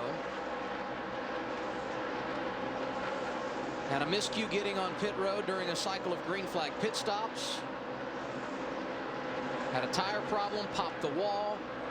Eventually went 2 laps down, and as Matt Yoakum pointed out of sequence with the leaders, had to make a green flag pit stop here, and puts him even further in the hole. 50.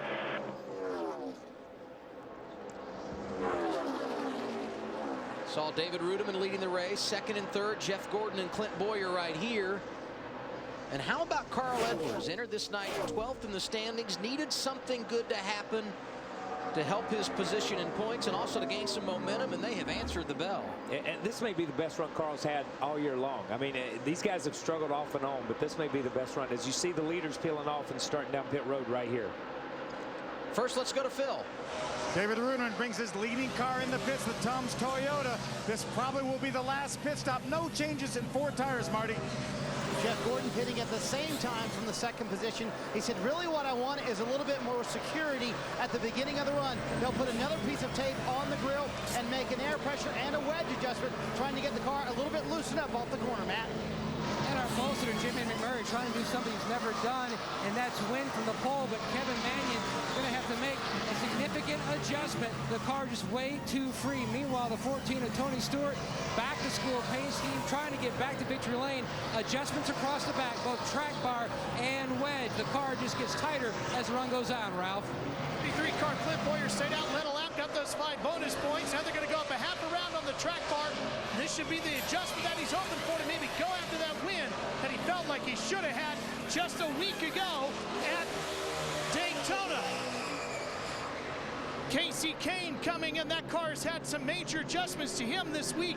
They've been working on that car, trying to get it just the way he's needed. They made wholesale changes on it. 4 tires and fuel for him, Matt.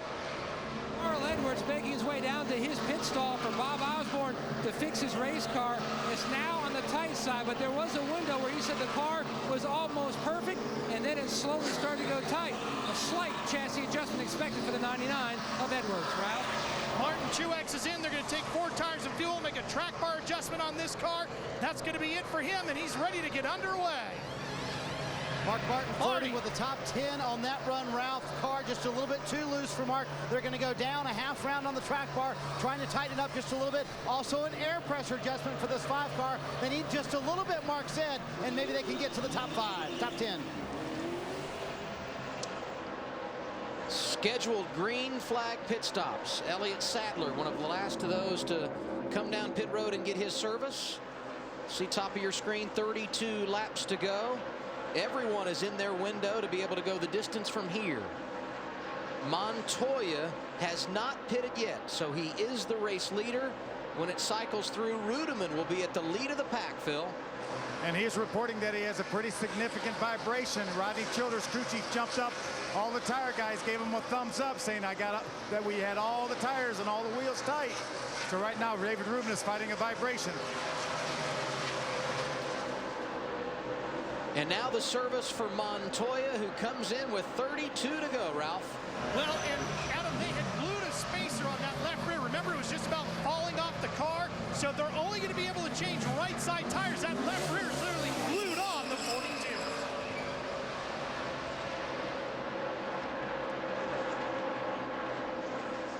As the leaders cross the start-finish line after the cycle of stops, David Rudeman's advantage over second place Jeff Gordon, 3.2 seconds.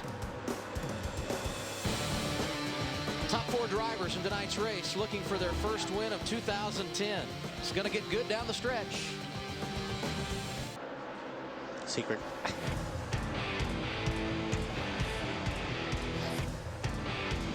Welcome back to NASCAR on TNT, Chicagoland Speedway in Joliet, Illinois. Closing on the finish here. David Rudeman is the race leader. 4th different driver to lead here tonight. And while we were in break, Scott Speed with an interesting moment coming off of turn 4.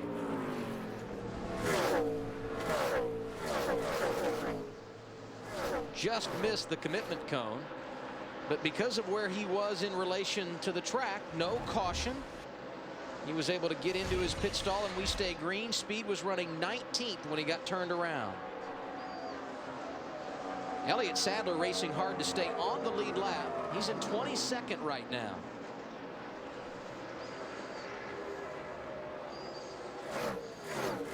And the new man in second place is Carl Edwards. Yeah, Carl's been running some pretty good lap times compared to Rudeman. I mean, he's just as fast, but unfortunately he's about 3 seconds behind the leader, so it's going to be hard to run him down. With 23 to go, let's go through the field. We start with Phil Parsons. You know, Adam, I reported that David Rudeman had a significant vibration. I just jumped up on the pit box.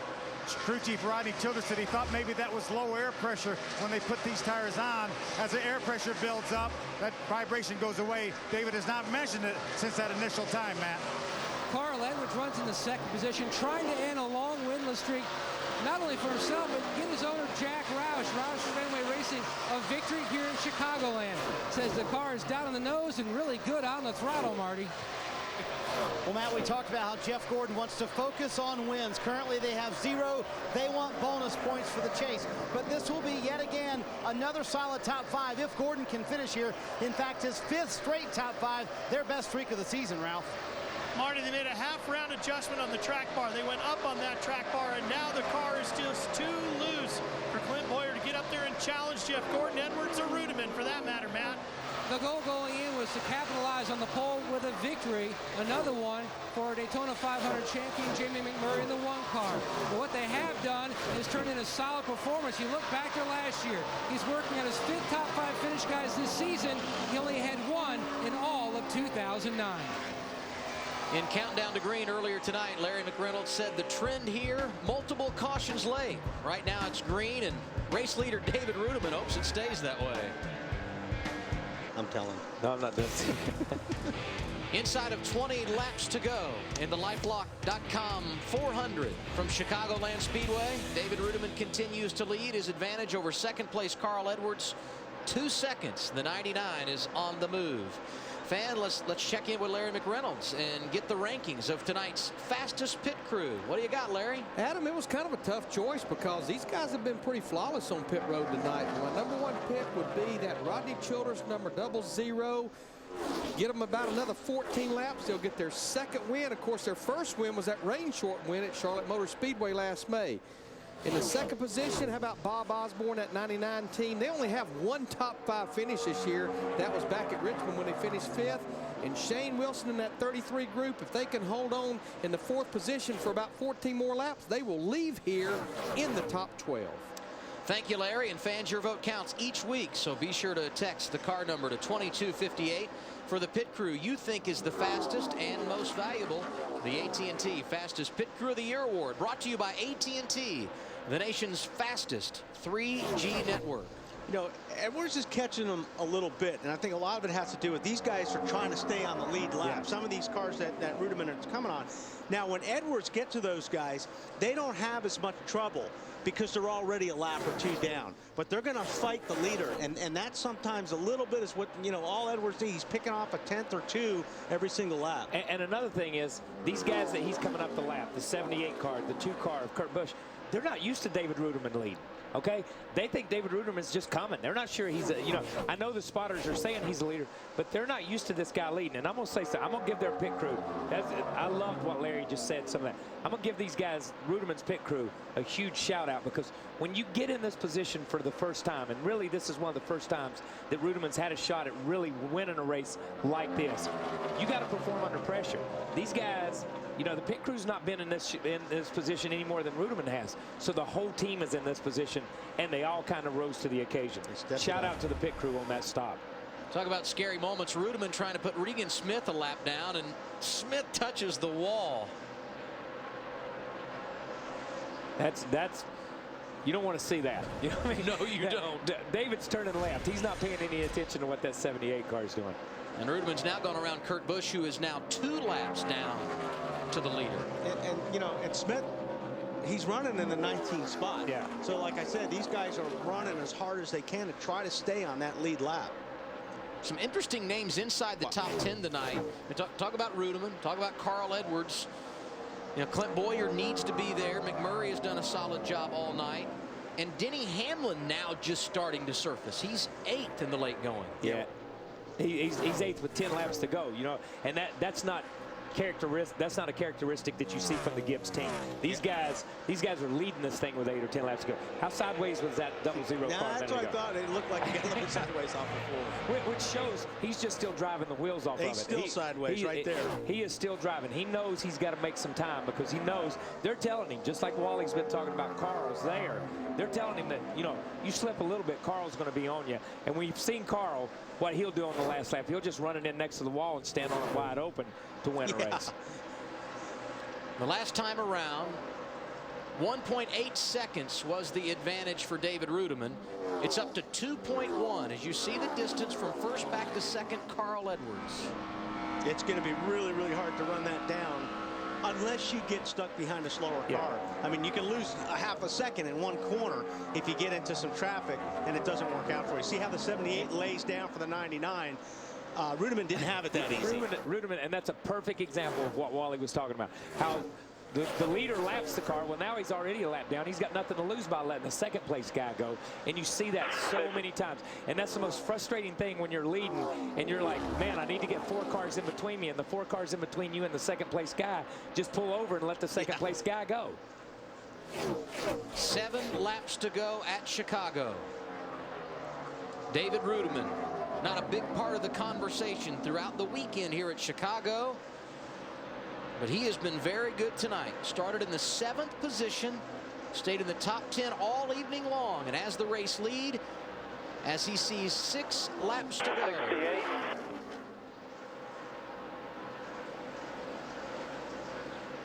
Heard the lap time being read off to David Ruderman. 6 to what got you there now. 6 to the line that got you there. Keep on your line, bud.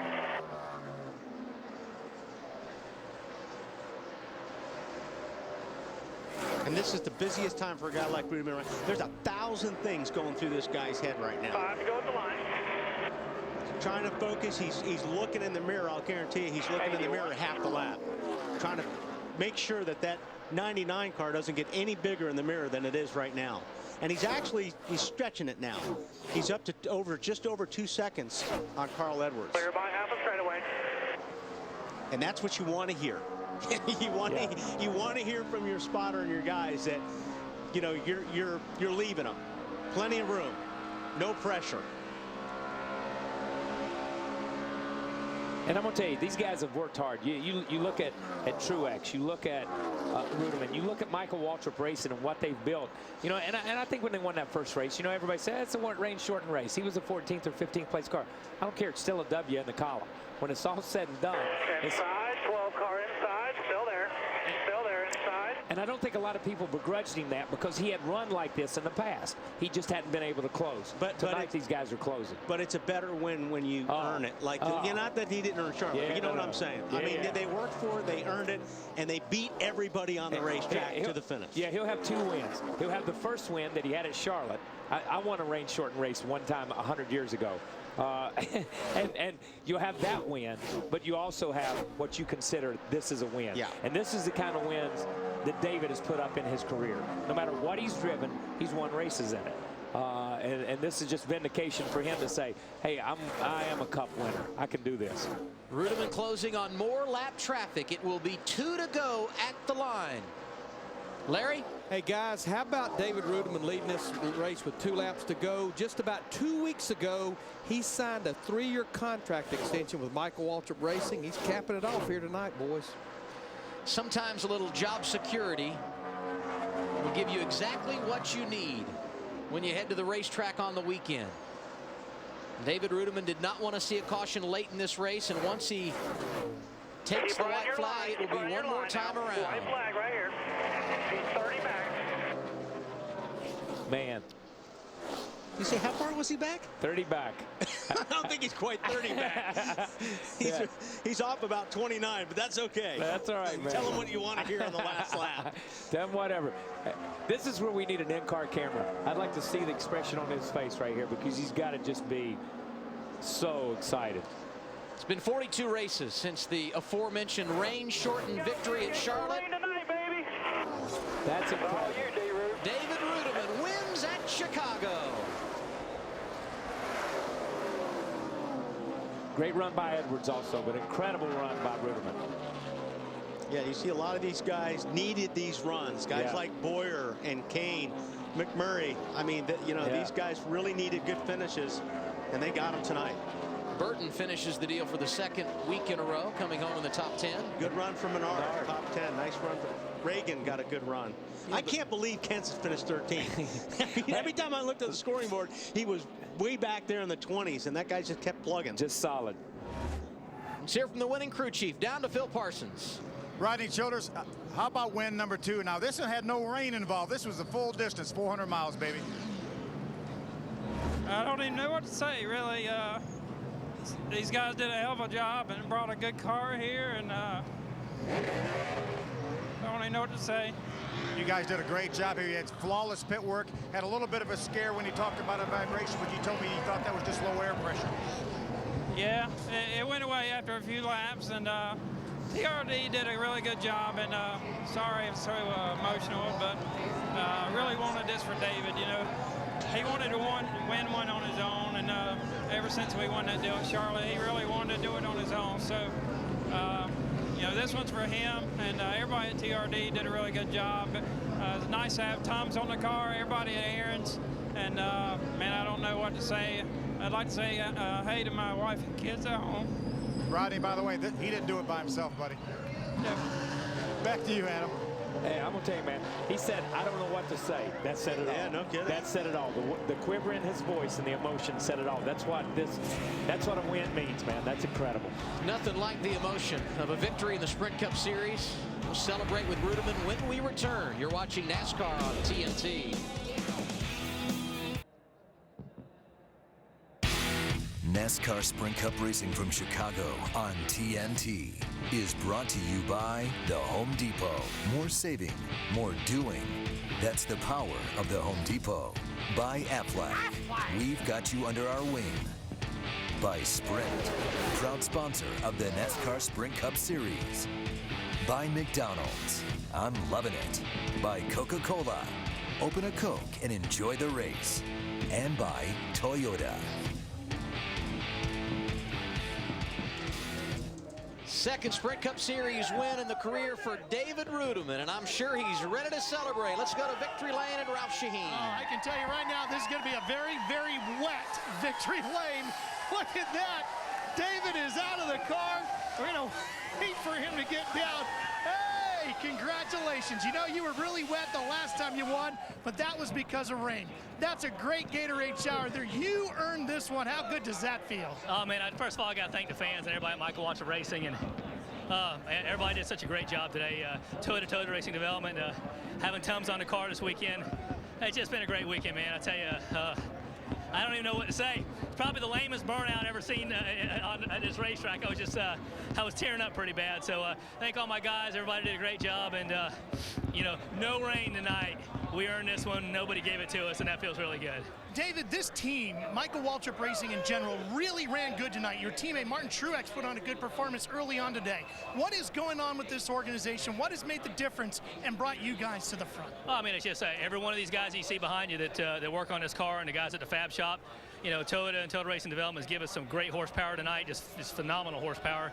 And it's just a total team effort, man. And along with Best Western, Tums, and Aaron's, man. Again, I heard so much stuff for winning a rain-shortened event. Everybody said we didn't earn it, and tonight, I don't know what they can say about this one. So what do you want to tell all of them? I don't know. They were watching the same thing I was, so you know, tonight we earned it, and it's a total team effort. Everybody at Michael Waltrip Racing did a phenomenal job, and man, I don't even know what to say. You think about these moments all your life, and you think about all the right things to say, but again, I got to thank the fans, you know, Sprint and everybody involved. I'm just, man, I don't know. I'm about to cry. I tell you, it's awesome. Well, say hello to your family. They're right here. Your dad's here. Buzzy Rudeman is in here with him, and Michael Waltrip's waiting on the phone to talk to him. It is going to be a crazy Victory Lane here tonight, Phil. Ralph, I'm standing by with our third place finisher, Jeff Gordon. Jeff, another solid run for you tonight. Yeah, no, I was real happy, you know, to be able to get up there and take the lead at times. And, you know, at times looked like our DuPont Chevy was the car to beat, but I knew David was really, really strong. And we got the lead that one time, and he ran us down. I knew that we were in a little bit of trouble. Made some adjustments on that last pit stop.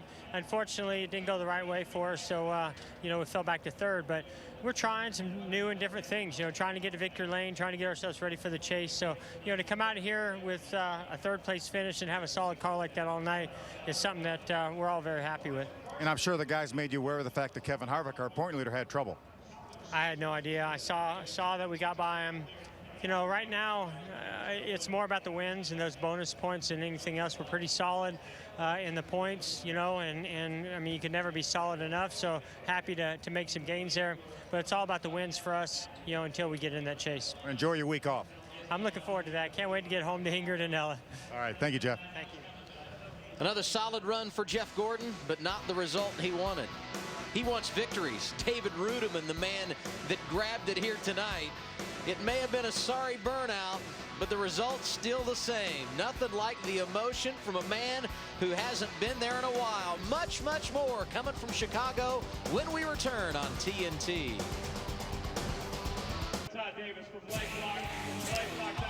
It's all over in Chicago. David Rudeman gets Michael Waltrip his second Sprint Cup Series win as an owner. And now we take a look at where the other 42 drivers finished here tonight. Great effort for Carl Edwards, who gets his best run of the year, and Clint Boyer does a nice job of helping his chase chances. David Reagan, 12th. Solid effort for him. In fact, 6 Ford drivers finishing inside the top 14, including Matt Kenseth and A.J. Allmendinger, who were 13th and 14th. Told you Denny Hamlin was in the top 10. Kyle Busch and Joey Logano 17th and 19th out of the Joe Gibbs camp. And Dale Jr. not getting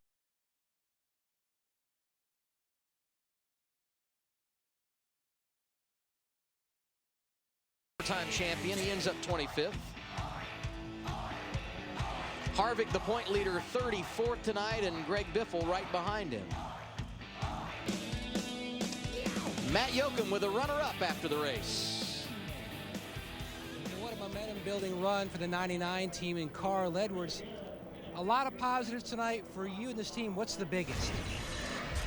The biggest positive is that we ran this well. My guys have been working hard. I'm proud of Bob Osborne, the guys at the shop, you know, for keeping with it and working so hard. Aflac, Scott's, Kellogg's, Ford. I wanted to get a win so bad here for Ford. I think I made David, he might have been eating a Tums or two in there. You know, we were coming on strong at the end. I just needed a couple more laps, and I honestly needed a couple more points so I could go up there and risk it real hard on the high side. I was real loose, and I just, man, I ran that last lap hard, and it was fast, and I wish I could have run all the laps like that, but Bob Osborne's right. It's a good points night, and we'll go forward. Hopefully we can be in the chase and have something for them later.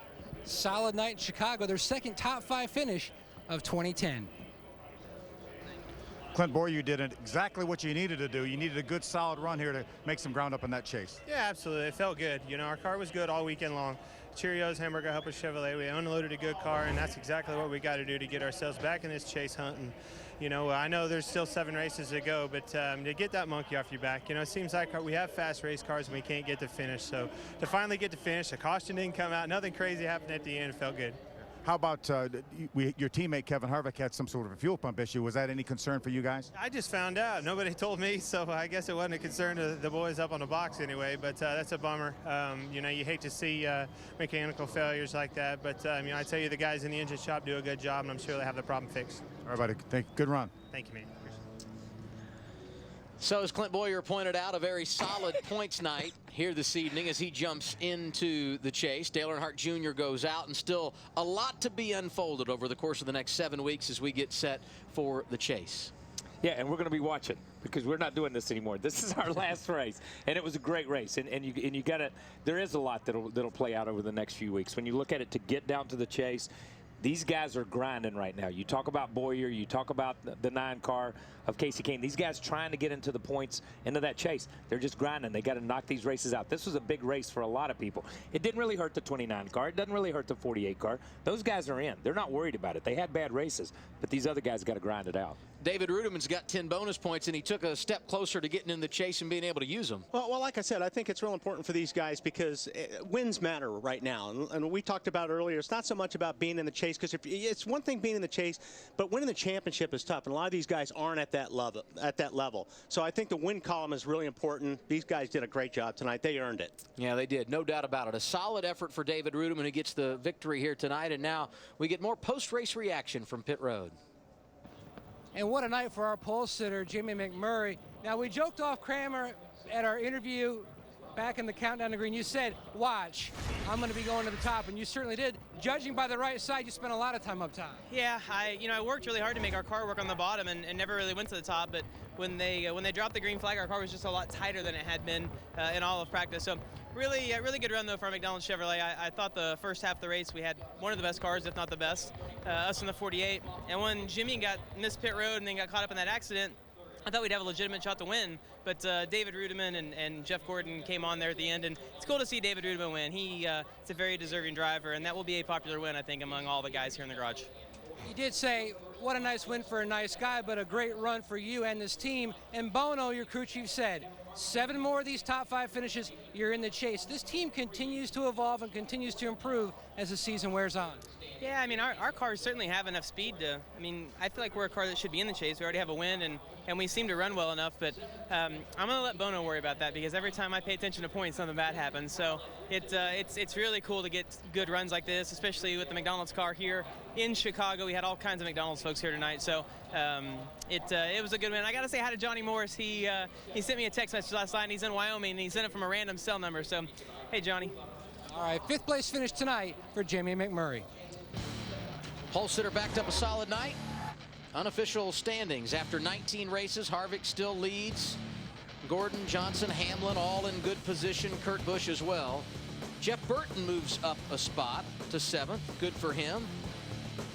And you see Carl Edwards jumping up 2 positions to 10th, and there's Clint Boyer into the chase. And now the breaking point. Dale Earnhardt Jr. 15 points behind after entering this race inside the top 12. Yeah, you look at Ruderman, he's sitting there in 15th, 96 points back, but you keep running like he ran tonight, you never know. Who do you like? If you look below the red line with 7 races to go, what are you guys thinking? Is Dale Jr. the guy that makes the leap into the top 12? I think right there what you have is what I like. Yeah. I mean, because these guys have been running decent. It hasn't been consistent, but Boyer's been there all year long with some bad luck. You know, he should be a lot higher in the points. I think Mark and these guys, Mark and Dale, are just not showing that consistency. And Ruderman said it. You know, we've run, but we've not been consistent. Casey's not been consistent. Jamie just talking about we got to win. We feel like we need to be there. We're just not consistent. And I think that's what it's going to be. The 12 that are there right now are the most solid 12 that we've had in the top 12. I truly believe that. 99 points, separating 12th from 16th after tonight's race. Let's go to Marty Snyder. Well, Jimmy, that was probably a little harder to swallow because you might have had the best car tonight, I assume. Yeah, well, I think we did when the sun was out. Something went on there late in the race where we got really tight. It could have been from the spin and going through the grass and doing some damage to the body. But I felt like the splitter was on the ground a ton after that. So I think something happened in that, or maybe something gave up in the front in the suspension and it sacked out and was just dragging the track too bad. But you know, hate the night ended that way. The slows ball was really good at the start of the race. But it's racing, and we'll be back in 2 weeks. Any idea what happened with a 56? It looked like you guys might not even made contact. Yeah, I followed Jeff into the corner and got tight being behind him, and I could hear that the 56 was trying to squeeze in there on the white line, and I just think the air being that close to me disrupted my car, and I felt it early in a slide, and I just couldn't catch it and got turned around there. So, any relief in knowing how good this car was? No, that makes it worse. To be honest with you, that makes it worse. But I'll head home to that little baby girl and my wife and come back in 2 weeks and be ready for the Brickyard. Enjoy the week off. Thank you. Despite a tough night at the racetrack, we certainly wish Jimmy Johnson congratulations on the new baby at home, and certainly anxious to get back home to wife and daughter. So many people help paint the pictures each week for NASCAR on TNT. We thank all of our crew for their efforts. We also say thank you to Vice President of Production Howard Zalkowitz, Executive Producer Jeff Binke, our Executive Vice President and Chief Operating Officer Lenny Daniels, and the President of Turner Sports, David Levy. Coming up next, Keanu Reeves and Patrick Swayze in Point Break. Head to NASCAR.com right now for the NASCAR on TNT post-race show. Interviews, analysis, and more live right now on NASCAR.com. Thanks so much for watching NASCAR on TNT. It's been a fun-filled 6 weeks for our entire NASCAR on TNT crew. With Wally Dallenbach and Kyle Petty, I'm Adam Alexander. Congratulations to David Ruderman, and so long from Chicago.